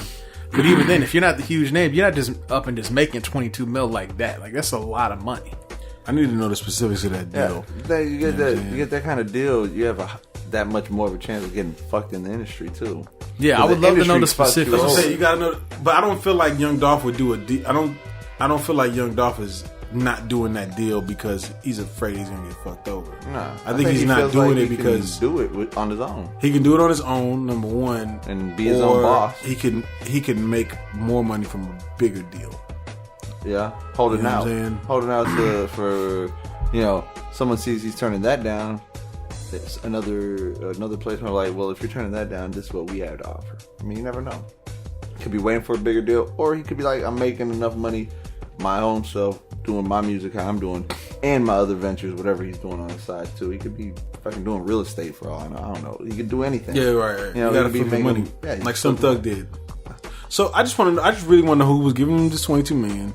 And what this deal included. For real. You know what I'm saying? That's true. The fine print might have sucked. I don't know. That's true. Might have said, you get none of your royalties. Yeah, I'm not signing that deal either. They might have wanted some stupid number of albums. I mean, I don't know. Yeah. We want you to do 20 albums with us. All right. The funny thing is, Young Dolph hasn't dropped the album in a year. He's dropped the album in a year. Which is kind of crazy because get offered that. Recently, in the past few years, he's been very consistent, dropping something like every few months. You know what I'm saying? Very true. And all of a sudden, a year stretch and there's nothing going on. But meanwhile, there's somebody trying to throw in $22 million. Vacation. No, he got something. He got something to work. Yeah, He over his meeting with Dame Dash. He about to do something big, bro. Something real big. Yeah, Young Dolph is gonna be a household name. He's gonna be dropping a 10 rated album. He probably will. Good chance. He's probably gonna go in on Young Yachty too, so it's gonna be pretty interesting to see. We'll see, I guess. You know what I'm saying? Yeah, we'll see. He's also gonna go in on turning down $22 million deals. Shouts out to Young Dolph though. Shout out to Young Dolph. Young legend. That's the homie. All right, we fucks with him. What else we got there? Another one of your boys, Joe Budden, man. He recently unveiled that they got a deal worked up with Spotify. So, as two people who've been in the podcast game for a little while yourselves now, how do y'all feel about this? It should have been us. It should have. We got to speak our deal into existence. Yeah, we got to speak it out there to the masses. Somebody get us on the title. Yeah, because we got the content. We got the content. And I'm talking about more. I'm talking about like I got some other shit in the bag, baby. Exactly. You know what I'm saying? Everything ain't unraveled. You know what I'm saying? Unfolded. Yeah. Like I'm not finna unravel shit to these bitches. Still tucked under the sleeve. We still got them extra cards under the sleeve. Oh hell yeah! You think I'm just gonna give y'all the goods? No, I got like 3 or 4 of them in the bag, baby. The goodie bag is sealed. Good quality shit too. You know what I'm saying? But I'm proud of Joe Budden, man. Oh, yeah. You know what I'm saying? I don't know how y'all feel about Joe Budden. He be making moves. I always liked him, man. He has a to me a great personality of where he speaks his mind, tells it how he feels. I can't say he tells it how it is or he speaks the truth because it's like opinion a lot of times. But he don't have almost like he doesn't have a censor. He doesn't care, but he'll also he's also funny with it. Like I like how he's a goofball. You know what I'm saying? Like he fucking like he wasn't always like that though. He wasn't. He was more serious. I think he had like a wall up for the longest. He wasn't like comfortable being that. You know what I'm saying? He kind of, as a rap artist, he wanted to have his image like he's a tough guy. So he wasn't really doing the whole goofy thing. That's the thing that sucks about rap back then, because everybody had like a little bit of a tough guy image going on. I think he fell into that a little bit with that shit. And then now that he's able, like time kind of has changed, and he's able to pull that curtain down. You know what I'm saying? A little bit, and he kind of just be himself. This is Joe Budden. You know what I'm saying? Where he's like, he makes jokes, he's funny. He's like a student of the game. He really is, because he still has found a way to stick around not being in music. So when Pump It Up came up, did you see this trajectory for Joe Budden? No, not at all. No, not at all. I think that no, I didn't. I think that he's. But I remember I got upset when he first announced that he was doing a podcast. Yeah, and it was at the time it was called "I'll Name This Podcast Later." Mm-hmm. And I remember being like, no, like, what are you doing? Why? I got mad because I was like, well, first of all, and this is because I was kind of toying around with the idea of doing a podcast. Yeah. You know what I'm saying? I just didn't know what I was going to do or talk about yet. Right. The podcast game, it wasn't nearly as evolved as it is now. Yeah. Right. Where there's like all these different niches. It just wasn't like that. It was like certain types of podcasts only. Like teachable podcasts, like stuff that would revolve around like money and entrepreneurship and all that. I mean, now you got fucking podcasts about. We went to the podcast with the woman that just talked about birds. Right. Okay. Right. There's a podcast about everything now. Right. Yeah. So when he did his podcast on how to cut construction paper. There probably is. That's what we met a lot of people out there. Random weird shit. There's probably a podcast on it. We met a lot of people at podcast movement. There's some wild podcasts out there. There's a speed Rubik's Cube podcast. Yeah, you know what I'm saying? Where it's just people that around the culture of speed Rubik's cubing. Yeah, they call it speed cubing. Yeah. There's a whole culture around this shit. Yeah. Okay, so when I seen him do that, I got upset. I can probably still find a tweet, and I was like, dog. Not all these rappers about to be podcasters. You see what I'm saying? I didn't want that. I didn't want it to be flooded like how the rap game was. Exactly. It did get flooded. Yeah, it did. It got flooded. I will say that, but floodgates are open. Yeah, I just and I was never really into his podcast in the first beginning. I didn't really start getting into his podcast until after he left Complex. Yeah. After Everyday Struggle. I think he's become a lot less of the angry old head that he kind of came across as, earlier on. I wasn't always checking for the show at first, You kind of pushed me when they made some changes. You say, man, get back on it. It's a little different because, me and him, I just wasn't feeling some of the stuff he was saying. But, I've definitely become a big fan of the show. So, I mean, I feel like he kind of lapped up Charlamagne a little bit. You know what I'm saying? On the podcast game. Yeah. I don't know if I can say that. I'm being for real. All this is really an idiot at heart. Listen, okay, I feel you, but like, I feel like they went through. It's like as Joe was consistently growing and growing each week, and then you have Charlamagne. I mean, there's a lot of things that contributed to Joe's growth, right? Like in the hip hop world, there's only so many podcasts we listen to, right? So you got like Tax Stone's, you got like only certain ones you listen to. Tax Stone's audience being filtered through everybody. You see what I'm trying to say? But then you got Charlamagne who's going through this shit, right? And then not being there on the show. You know what I'm saying? Trying to let Andrew Schultz, has issues as well, like kind of lead the way. You know what I'm saying? Is enough for Joe Budden to sneak in there and now he's Joe Budden has been consistently like the number one hip hop podcast. Yeah. Like at least in the top 5, like since he came out. Yeah. You know what I'm saying? So that's not new. He's always been doing numbers, but I am starting to see it grow when he pivoted to YouTube. Like it's grown a lot. You know what I'm saying? So they started doing their tours too. Yeah, they started doing their shows, their live shows, whatever. So I mean, they're winning. I'm kind of proud of them. Shout out to Joe. I'm interested to see how it goes going to twice a week. We'll see. I guess it's not going to be as long. There's no way it can be as long as they typically are twice a week. Hopefully. 2 hours? Listen, Joe Rogan does a Joe Rogan does one of the longest fucking, at least 3 or 4 hours a podcast episode. 2.5, 3 hours, 4 hours, like 4 times a week, 5 times a week. That is almost crazy. every day. All right, I don't get it. so Joe Budden can do it too. I'm just saying. We'll see. There's a lot of content to put out. I'm already He can do oversubscribed, man. Like, It's too much. It's too much. I really like You this got to show, go man. clean but that shit. You got to you gotta get rid of some things to I'm fill about it to in clean with up the the rest feed, of the man. Joe Budden. Right. Yeah. Joe Budden show. No. All right. Well, shout out to Joe Budden, man. We'll see. We'll see what they got to do. We'll see how Spotify's gonna work them in the future. What else we got? Entitled. Man, Title for us. That's right, y'all. Truth Be Told podcast on Title coming soon. Petition that shit. We're just speaking into podcast existence. on what? On Title, nigga. Idol. Ride the wave. Oh man, I think it's time for some reviews, man. It's time for the motherfucking reviews, nigga. Angry. Your boy. Nah. No, it's your boy. No. Yes, it is. Yeah, it is. Dress wearing, Oh yeah, that what you're immediately. going If that's what you're going for first, I have to say your boy. Fuck you. Lil Wayne gremlin looking, Good lord. blood representing. See what I'm saying? You affiliated, you know what I'm saying, with the, you know what I'm saying, you know what I'm saying? I'm affiliated with all gangs, bro. Yeah.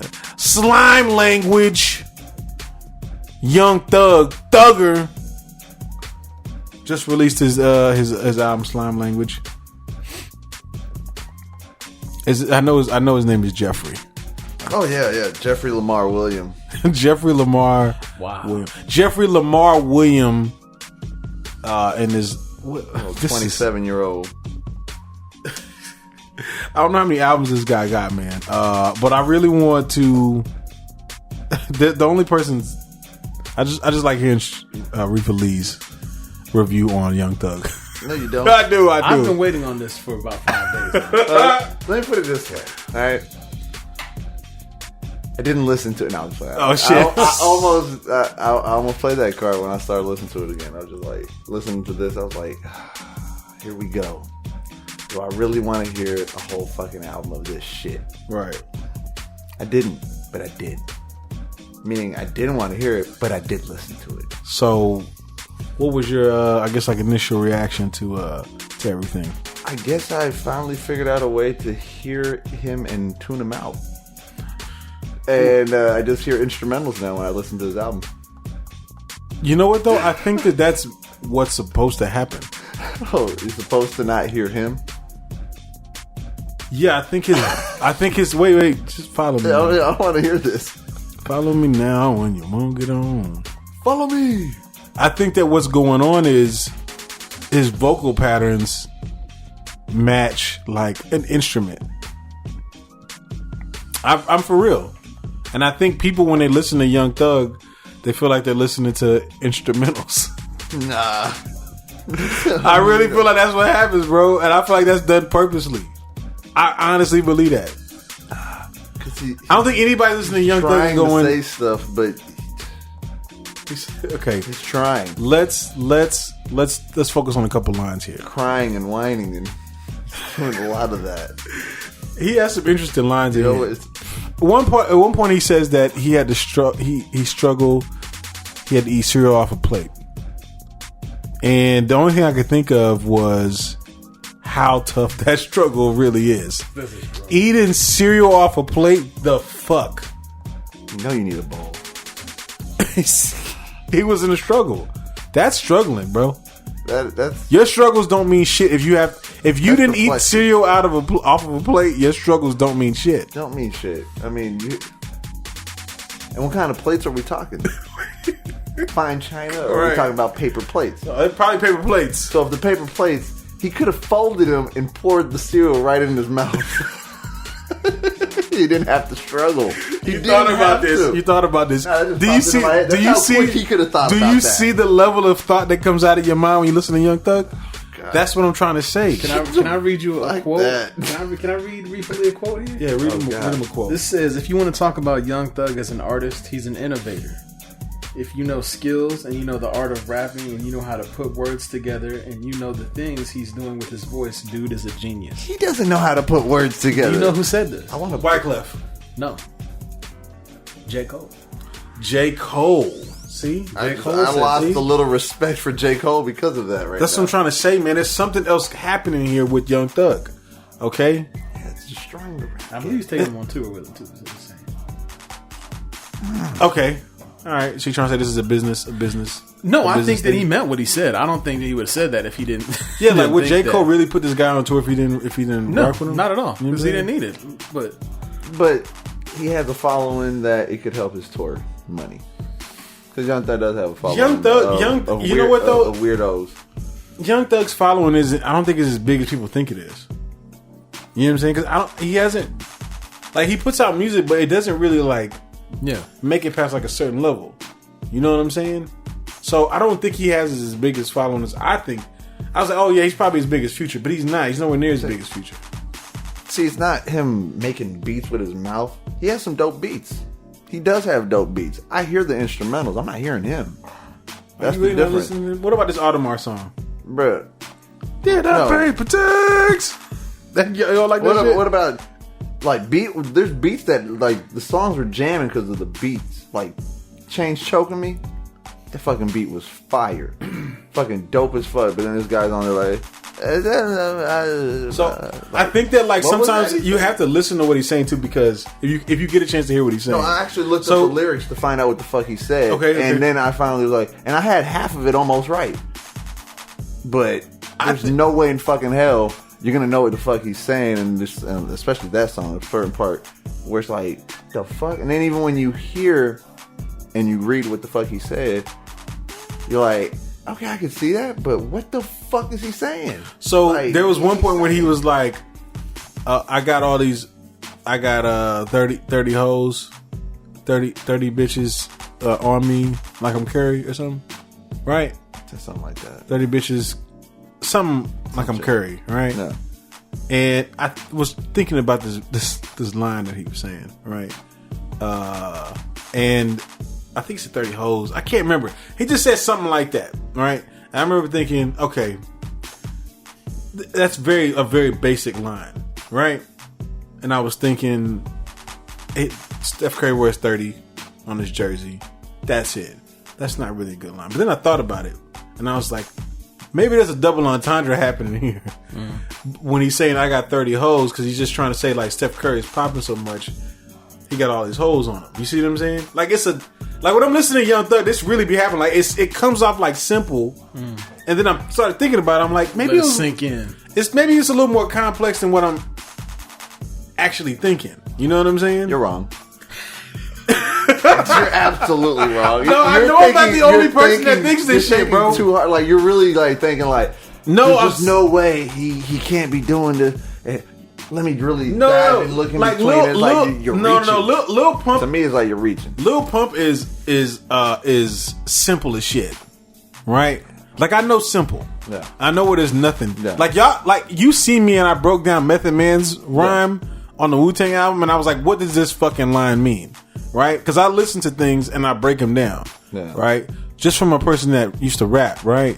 My brain just works differently. So I look at it from one angle and then I look at it from another angle. I do that with everything I'm listening to, right? I can't turn it off. Yeah. So when I'm listening to Young Thug, he'll say things sometimes and I'm like, we talked about it on the last one. He has lines where he'll say something, and like I said before, it's like, if I understand him, sometimes he'll say something that is like, okay, he had some bars in there, but consistent? Nah, because I can't consistently understand him. Get a paper tax. No, you didn't understand that? There's a lot I don't understand. Riffa's so upset with this album. I knew he's gonna be mad, dog. That's why he wanted to review. That's why I wanted to review this shit. So the beats was dope to you. The lyrics wasn't dope. You can't understand the lyrics. What about you? What you think? You just it's what I expected it to be. I mean, same old Young Thug. I mean, there's songs by him that I've liked. There's songs he's featured on that by him that I've liked. Touche. But I don't think there's ever been a tape or an album that's come out that I'm like, oh, I'm messing with this whole project. It just be like a song here or there. Yeah, song here, there, feature here, there. So I mean, this is just exactly what I expected it to be. So okay, What songs from this one, I guess, like were stand out? Yeah. I didn't have no standouts. They all just run together. They're more for like me. they're more like throwouts. God, hot take. not happy with this project. Yo, Jeffrey's listening to this podcast and he's like, delete. Right? No, I mean they just Jeffrey Lee. They start to just kind of run together for me, but that's just kind of always how I've been with Thug, though. Yeah, that is how you. I'm like, okay, cool, So what do you think about because he's putting a lot of his artists on here? What do y'all think about that? His artist. I think that's always. I like to see that when people do that. Put a lot of their artists on there. Put them on. He's got like a woman, like a female on there. Yeah. You know what I'm saying? Dora. Yeah. Because like. Look at that. Young Thug putting on more females than Nicki. ain't that some shit? It's so sad. Like we're talking about us following whatever the following is. Still putting them out there. So I mean, I do like to see that, but. He really doesn't have that big of a following, man. Like, he doesn't do that big of numbers. Like, but he's got a little fan base there. And he does sound like Wayne at times where, like, Wayne would try to do some... Sometimes it would be really simple shit. But then I would hear some things and I'm like, yeah, that's kind of complex for Young Thug. You know what I'm saying? Forgiven him for that whole the barter thing, but that's another conversation. So wait a minute, no, we're gonna handle this shit right now. All right, that conversation is warranted because you brought it up. No, we're gonna handle this shit right now. You're mad at Young Thug for calling his album the Barter 6. Yes, but you were not okay. Were you outside when Lil Wayne dropped 500 Degrees? Was outside. Do you understand how disrespectful that was to Juvenile's 400 classic 400 Degrees album? Classic. I literally just started. That's a classic, huh? Singing "Follow Me Now" not too long ago. Wow. All right, classic Juvenile album. Mm-hmm. So you feel like Young Thug was wrong, even though Lil Wayne basically got wrong. karma. I would just wouldn't happy. Yeah, karma came back around on him. It came back around on his ass. Except it didn't. It did because the Barter 6 came out, and it was just like okay, It don't matter though. That's the same thing. Wayne started with his. It was over from there. Okay, same thing with 500 Degrees. Take off. When Wayne came out with 500 Degrees, everybody was like, eh. That's true because it wasn't as big as 400 Degrees. No, because the culture kind of took play like that's disrespectful. Yeah, it was. It was just like, are you fucking serious? Though? Like we understand you got beef. Like we understand y'all got beef and y'all didn't stick together. But it's like that's taking a little too far. Like now you're shitting on his album. That was a great album. So I'm not mad at Young Thug doing that back to Lil Wayne. He kind of deserved it. Yeah. If that didn't happen in the past, I'd have got. Yeah, I'd be like, yo, you disrespecting Wayne, bro. What the fuck? But because it was kind of karma coming back full circle, right? You gotta like, damn. This is why you can't look at his face. This is why you can't disrespect people before you. Can't do it. It says soft. No, soft. You can't disrespect people that came before you. I'm sorry. Yeah. So we just had to get out the way. We can get back to the. Why do y'all hate Lil Wayne? I don't understand. No, we'll start off at the next podcast. We don't hate. No. The thing is, we don't hate Lil Wayne. We feel like Lil Wayne ended up hating us because he changed his music. Right? Like the fuck happened? Do you hate your fans that really were fans? We're gonna get into that, but we gotta finish this review. Lusa. Shreef's so pissed about this. Hey, this episode, Shreef is bad. All right, and you were talking about Alfonso. I woke the fuck up. He did. He really did. Right. This is 2 weeks in a row that we tried Shreef. First it was with I'll make my blood boil. First it was Lil Flip. We tried him. Now this man is wide awake right now. Man, I'm sorry everybody listening. That's just trying to get this Young Thug. Y'all are trying to get me out of here. Like that. Y'all making money. So I guess what do y'all give this on a scale of 1 to 10? This Young Thug slime to hear language. What he has to say. You know what I'm saying? Get up, paper I chucked to this album. Oof. So you give it a 2? Damn. I said I put it in the radio. I chucked the juice to it. All right. I actually was like, he's probably gonna rate this a 2. I thought about it. Yeah. I was right on the money. Stop knowing me. Nah, I did. I thought you were rate like a 3 or 4. I just had a feeling you were gonna rate it low though. I honestly was gonna give it like 3 or 4, but right now, spur of the moment, I wanted a great pun, and I said I got to chunk him the deuce. Right. So I just ran with the pun over the actual Riffa Lee score. chunking up the deuce. I got to give this on a scale of 1 to 10. I give it a 4. I was more around my alley, but still, it was the beats on here was cool, but and there were just times where Young Thug, like there's some complex stuff that Young Thug is doing with his voice and his and some of the shit that he's saying. Auto tune. Not all of it is auto tune though. Not all of it. I just gotta keep pushing his buttons. He's not pushing my buttons. He's not pushing my buttons, but it's not. I don't feel like all of it is auto tune. I didn't hear that much auto tune, to be honest with you, but I can see how like there were definitely times I was like, what the fuck is this nigga saying? That definitely comes up a lot. It's just Young Thug in the way he is, but like that, when you break down some of the shit that he's saying, he's actually saying some shit sometimes. You know what I'm saying? He do sometimes. He do. I agree. He just says some wild shit too. He's the type of thing to be like, I put a leash on an armadillo. You know what I'm saying? That's some shit that Young Thug will say. That is. You know what I'm saying? I believe that was track 5. No, he didn't say it anywhere, but he say some wild shit like that. You'll be like, the fuck is going on? But the other times he'll actually say some shit. So I give it a 4, man. It was okay, but I'm not a huge Young Thug fan. I probably never will be. But this might end up being the last one that we review for Young Thug. What about you, man? Man, I had it at a 3.75. 3.75. All right. Explain the 0.75, please. I felt like 3 was a little harsh. I mean, it wasn't that it was terrible. I just wasn't feeling it. So But you didn't want to. Have you ever been a Young Thug fan? Or is it I see like songs here and there, like but songs here and there, features here and there. But I've never been a huge fan. So maybe that's the when reason I was playing, I wasn't like, oh, I hate this. I was just like, okay, normal Young Thug. So maybe that's the problem. He doesn't know how to craft an album. Yeah, that could be it. You know what I'm saying? To me, it's rare that he'll surprise me, and I'm like, that wasn't that bad. But it happens. I give him that. He does blow my mind sometimes where it's like, oh, he actually spit something that I was like, that ain't that bad. Right. I could feel it on a feature of someone else's shit or something. But all in all, overall, for his whole album, just like, or even the one he did with Future, he had the album he did with Future. It's like he was the weight holding it a little down. You know what I'm saying? Where that album could have been a little bit better. So with a little less Young Thug, and now this album could have used a lot less Young Thug, and it's his album. So side note, Doughboy, who's signed to Future's Free Vans label, dropped a mixtape recently, and it's executive produced by Young Thug, and it sounds making moves. It actually sounds pretty dope. I'm not gonna front. Like I was like jamming as I was posting on TrillMac.com, and I was like, this is actually way better than I thought it was, because I've heard Doughboy before. Yeah. I didn't like him, but this sounds kind of hot for trap music. Yeah, into that, you know what I'm saying? So y'all should go TrillMac.com/mixtapes to go check that out. So maybe that's where Young Thug needs to venture to.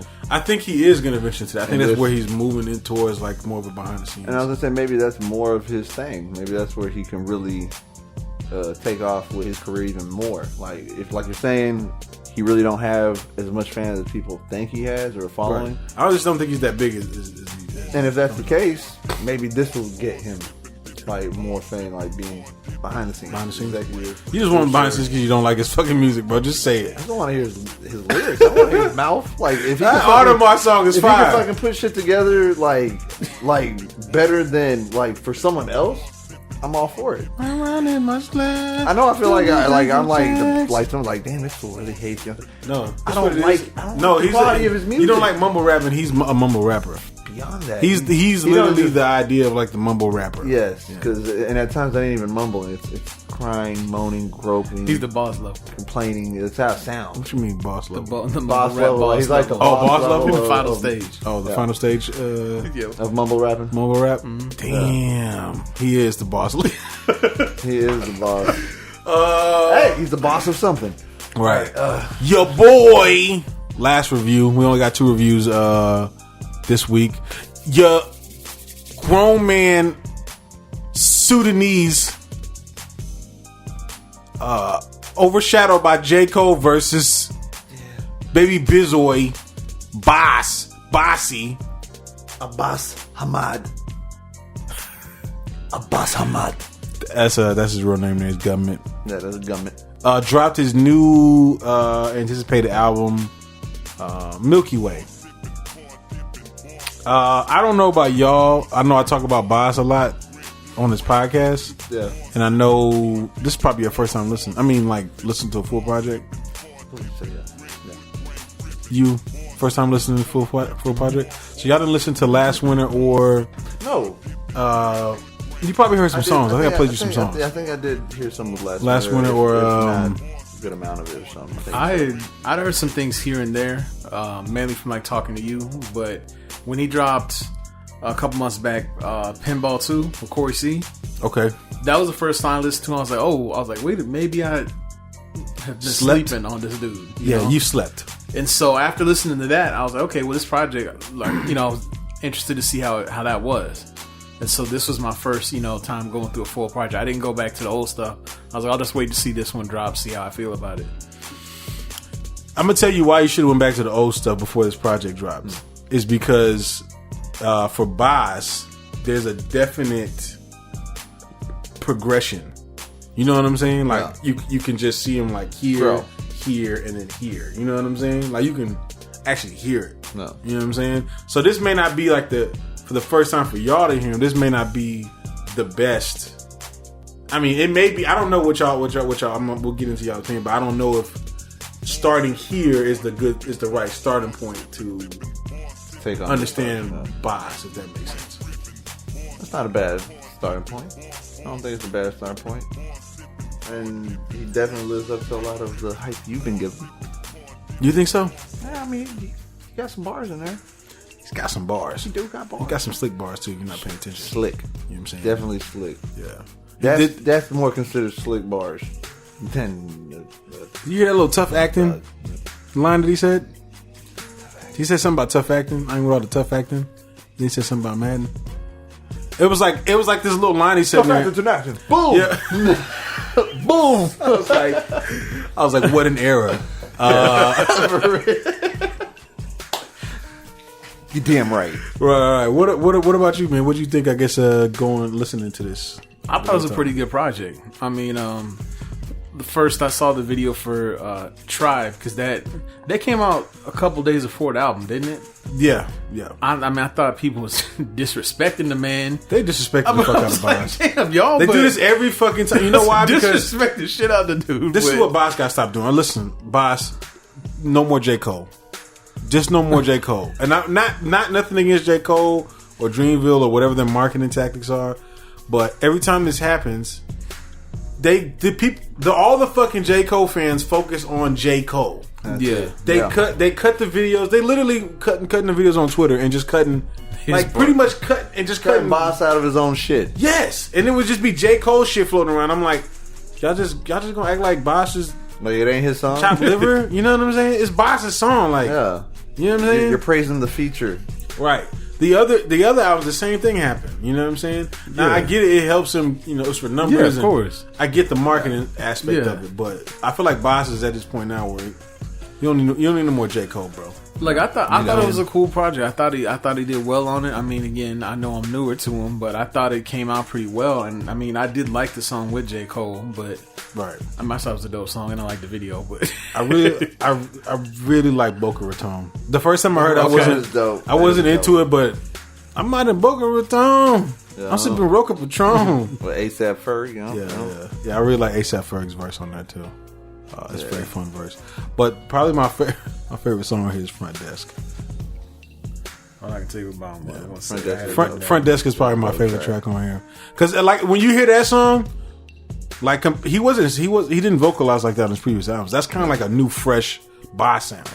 You know what I'm saying? Compared to his previous. That's why I say it's kind of hard to see this at the starting point. Because if you go back, it's probably going to feel like you're going backwards. You know what I'm saying? When you're going from the intro and into Front Desk. Like you can I'm listening to it. I'm like, yo, this is next level Bas. No, you know what I'm saying? You go back, you probably it's probably gonna feel like a downgrade. Yeah. You know what I'm saying? I know this probably comes as a surprise, but I really, really like the song Icarus. Icarus is dope. Yeah, I think it's the first track, right? Yeah, Ari Lennox. Yeah, I really like that song. Yeah, I like this song Purge. I like Purge is very relatable. Now let's talk about some of this content. All right, because Bas's first album, Last Winter, was kind of like, like he was just kind of like moving around. He was getting into his hustle. That's what he sounded like. That's the type of stuff he was talking about. Yeah. You know what I'm saying? And like just kind of traveling and kind of seeing things or whatever. And then the next one came out, which was Too High to Ride. Which that was like another like step up. But this was more focused around like, it's kind of like a concept going there with like the drugs and all that. You know what I'm saying? Yeah. And his was more like he was thinking about like business. You know what I'm saying? Like he had more like deeper thoughts. This one, I kind of felt like he was talking about just women, which is cool, but I get mixed messages because I'm like, all right, do you want these bitches or do you not want these bitches? You know what I'm saying? That's what it comes down to. I'm like, bro, you got all the bitches, just stop, all right? Why you got to be so mean to them? All right, but then I'm like, all right, you're being a little too nice to them. All right, that's how I feel listening to this fucking album. You know what I'm saying? I don't know. It's going back and forth. It's playing with your emotions, man. Yeah, like you can't say, bitch, I ain't front desk. You ain't got to check in. All right, so you basically saying she can do what she wants. You ain't even worried about that. You know what I'm saying? A whoop-de-woo. But then come back on another song later on, like, let's work this out or whatever. You know what I'm saying? Like, I got love for you. What's up? You know what I'm saying? Mm-hmm. It's a little back and forth. It's a little back and forth. Yeah. A little contradicting. Right. But I really don't understand the concept of why he named the album Milky Way, though.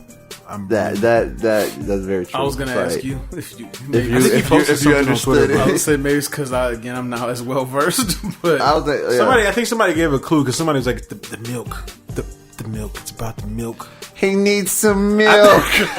I thought he was saying milk, but it's milk. He was saying the Milky Way. Yeah. He needs some MILF. Oh my god, yeah. Right. I thought it was good, but one thing I got a shout out on this album is the I don't know how y'all listen to it. If y'all listen to it in y'all cars, or if y'all listen to the earplugs or speakers. I listen to it in the car, and I feel like this is me as the artist coming out. I feel like this was probably one of the best engineered albums that came out this year. I think that sometimes we don't appreciate that enough. Yeah, like I think that. Yeah, and I tweeted that to him, which he liked. But then today I looked at his Twitter and I seen that there was a girl that was like, "Who the fuck engineered this album? And who do they think they are?" And he retweeted and he said mixed by Ali, who we all know works with TDE and Kendrick. You know what I'm saying? So maybe it's time we give that man an award or something. You know what I'm saying? Give Ali an award because putting in work. Yeah, like it's like that's what I'm saying. Like it actually said, like if you listen to what's happening with the beats and everything, it's very fucking crisp. Oh yeah, the vocals are crisp. Every part of the beat is crisp. Nothing sounds overdone. Yeah. Everything sounds leveled. Everything is where it needs to be. Yeah, you know what I'm saying. You know, sometimes you hear like something, you're like, now you put too much on there. Or it's incomplete. You needed something else on there. You need to add something else. No, everything just sounds like complete and tight. Yeah, great. Perfect. Yeah. It was mixed to perfection. Even if you don't like the music, you gotta appreciate the mixing and the mastering. Yeah. I feel you. I mean, what else do we... Y'all got anything else to say about Bas for this being y'all first time? Thank you. To you. I can say this. It was a pretty solid recommendation. Yeah, it was. Are y'all going to listen to more Bas in the future? Yeah, because we're going to review the next one. You're like, yeah, you're right. Touche. You need to calm down, Riffa Lee. What about you? Yeah, I'll definitely listen more. Maybe eventually work my way backwards. But should he? I can. Should he go backwards? And now here's the thing too. And I know that for me, this being the first real project, I probably just kind of going off what you said, just based on what I saw with Tribe and that video. If you're telling me this is not the first time this has happened, I do want to tell them, like, man, maybe next time don't make the lead one out, the one with no, Cole. They just focus. The J. Cole fans are just like, they're rabid J. Cole fans. And like I really like J. Cole, so it's nothing against him. I just don't want everyone to steal your thunder. I don't want him to steal his thunder. Why everybody keep getting drowned up? I like J. Cole. I get it, but y'all got to stop drowning out this fool Bas. Yeah, and like I literally I watched a clip of Everyday Struggle, and they were talking about his album dropping. And they were talking about that video. Yeah. All right, they fucking was like, here's the video. They played 15 seconds of J. Cole, and then they came back, and I was like, and they were talking about Bas's album dropping, but they played 15 seconds of J. Cole on the fucking show, and all that does is hurt Dreamville as a whole. It's like you're not really getting the right promotion for your artist. You're only promoting still your main artist. Well, I think that they believe that, we'll just get the J. Cole feature in. And he'll get it sold. We'll get views and we'll get hits and all this. You know what I'm saying? But y'all got to think outside the box. I can completely understand why it makes sense. Yeah, of course, it makes sense. Yeah, but for Bas, he's getting like the shit end of the stick because he ain't really getting. He's not going to get his full potential of like his own fandom, right? His own image. Well, he does out there. He does, but it gets drowned out. Like they're just like washing it out. So, what I will say is this is me personally. They've collaborated me about 3 or 4 times. Yeah. They had the Revenge of the Dreamers mixtape where they were on there together. That was the first time I heard. The song was called Lit. That was the first time I heard them two together, and I was like, they should make more music together. Yeah. And then on last winter they did the song that about their nigga just made bail. That song was hot. Then they did Night Job on Bas's second album. Yeah.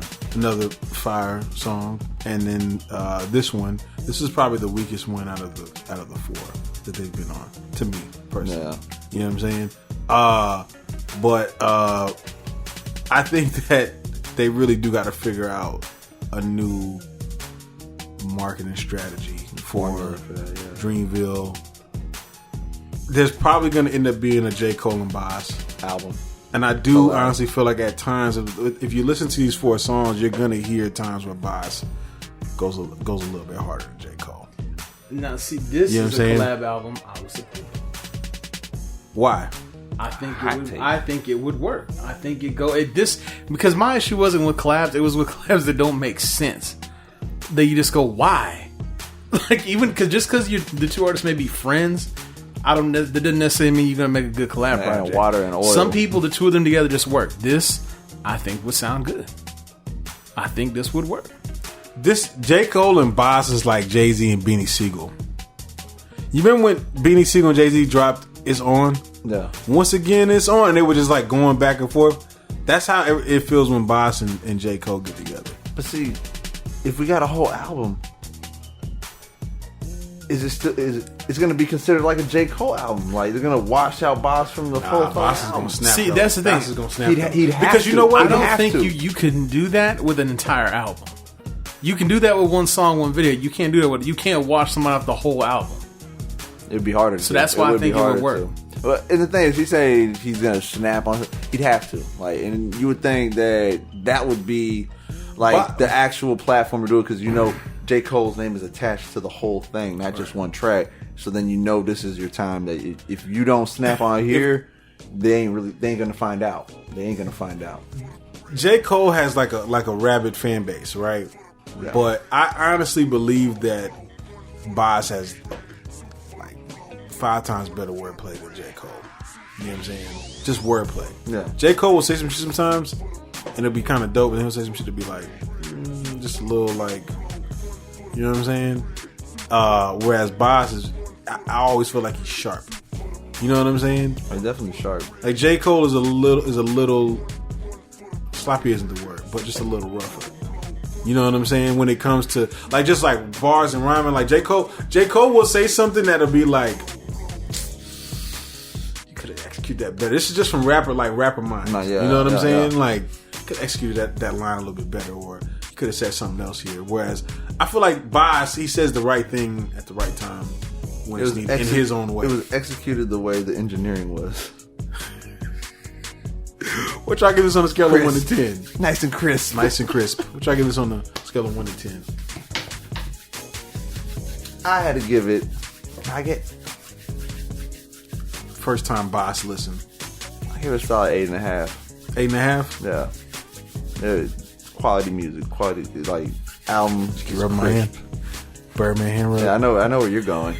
I think I know where you're going. I know. Yeah. I don't know where the fuck I'm going, dog. Yeah, you're going to get the out. I'm like that. I gave it an 8. I thought it was again good project. Yeah, solid project.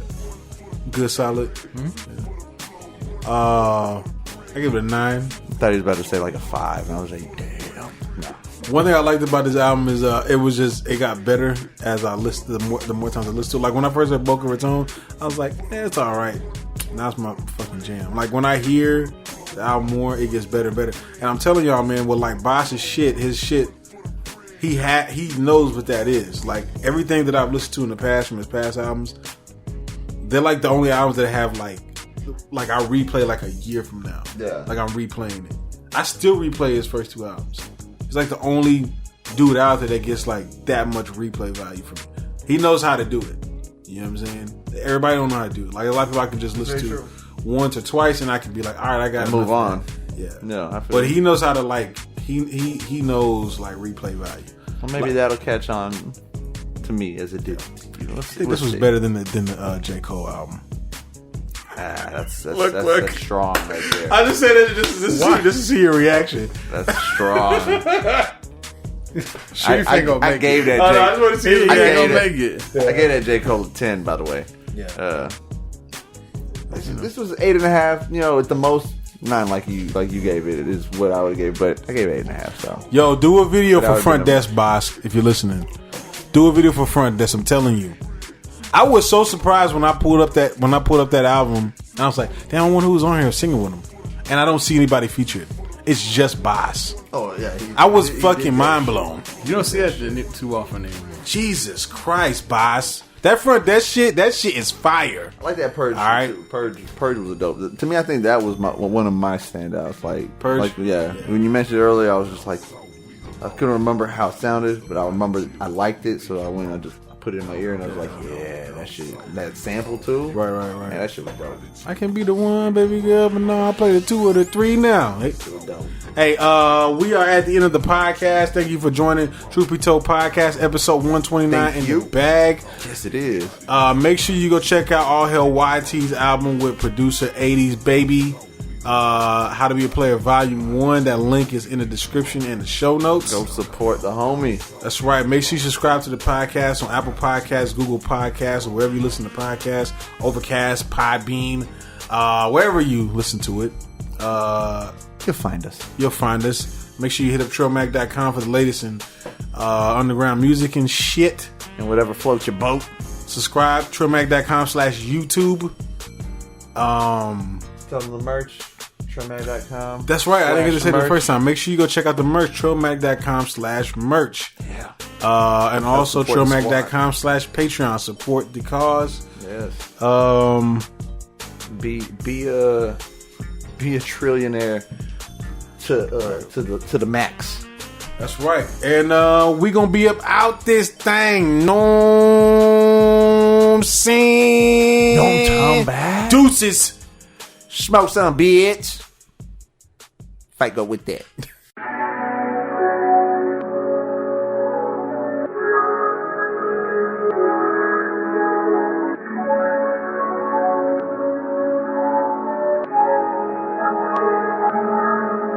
All cash, yeah, all cash. Do the math, we pulling up, scooping the bag, doing good, but they rather see me doing bad. Oh man, I bought another toy to make 'em mad. All cash, yeah, all cash. Do the math, we pulling up, scooping the bag, doing good, but they rather see me doing bad. Oh man, I bought another toy to make 'em mad. Killing that good, we feel the smoke. Counting this fatty, we be on the go. Beverly Hills got a suite full of hoes. End of the night with the the D and they throw. I put the pack and it's gone in a day. You niggas trappers on pause and delay. I do not trip if I want it, I pay. I do not trip if I want it, I pay. Cash in they face, me gon' switch up they mode. Looking at me like I'm covered in gold. When I hit tour, I'ma fuck up the road. Your girl is fire, she touching her toes. Bought a old school Outcast. Glass house, need some TLC. Baby girl shaking out last, so I had to drop it on the COD. I treat the money like energy, so I gotta keep the vibes flowing. And I'm pissing off my enemies. Hate to see a nigga high rolling, taking pictures with her thighs open. Told you she was abstinent. Cold on you with a passion with. Getting money, then I'm stashing it. All cash, yeah, all cash. Do the math, we pulling up, scooping the bag, doing good. But they rather see me doing bad. Oh man, I bought another toy to make them mad. All cash, yeah, all cash. Do the math, we pulling up, scooping the bag, doing good.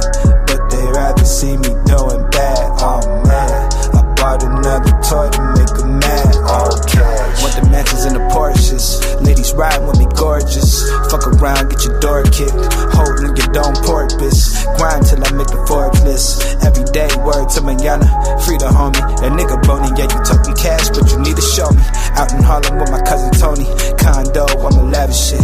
Lil Genie, I'm the baddest chick. Yeah, she looks sweet, but she a savage bitch. Niggas out here tryna lose paper. Every day, need some new paper. Hit some racks at the Dover Downs, but I move smooth, cause I know the town. This is for the ones tryna get it. Start a business with your bro and split it. Do the work, watch the fatty come. Manifested it, it's already done. This is for the ones tryna get it. Start a business with your sis and split it. Do the work, watch the fatty come. Manifested it, it's already done. All cash, yeah, all cash. Do the math, we pulling up, scooping the bag, doing good. But they rather see me doing bad. Oh man, I bought another toy to make them mad. All cash, yeah, all cash. Do the math, we pulling up, scooping the bag, doing good. But they rather see me doing bad. Oh man, I bought another toy to make them mad. All cash.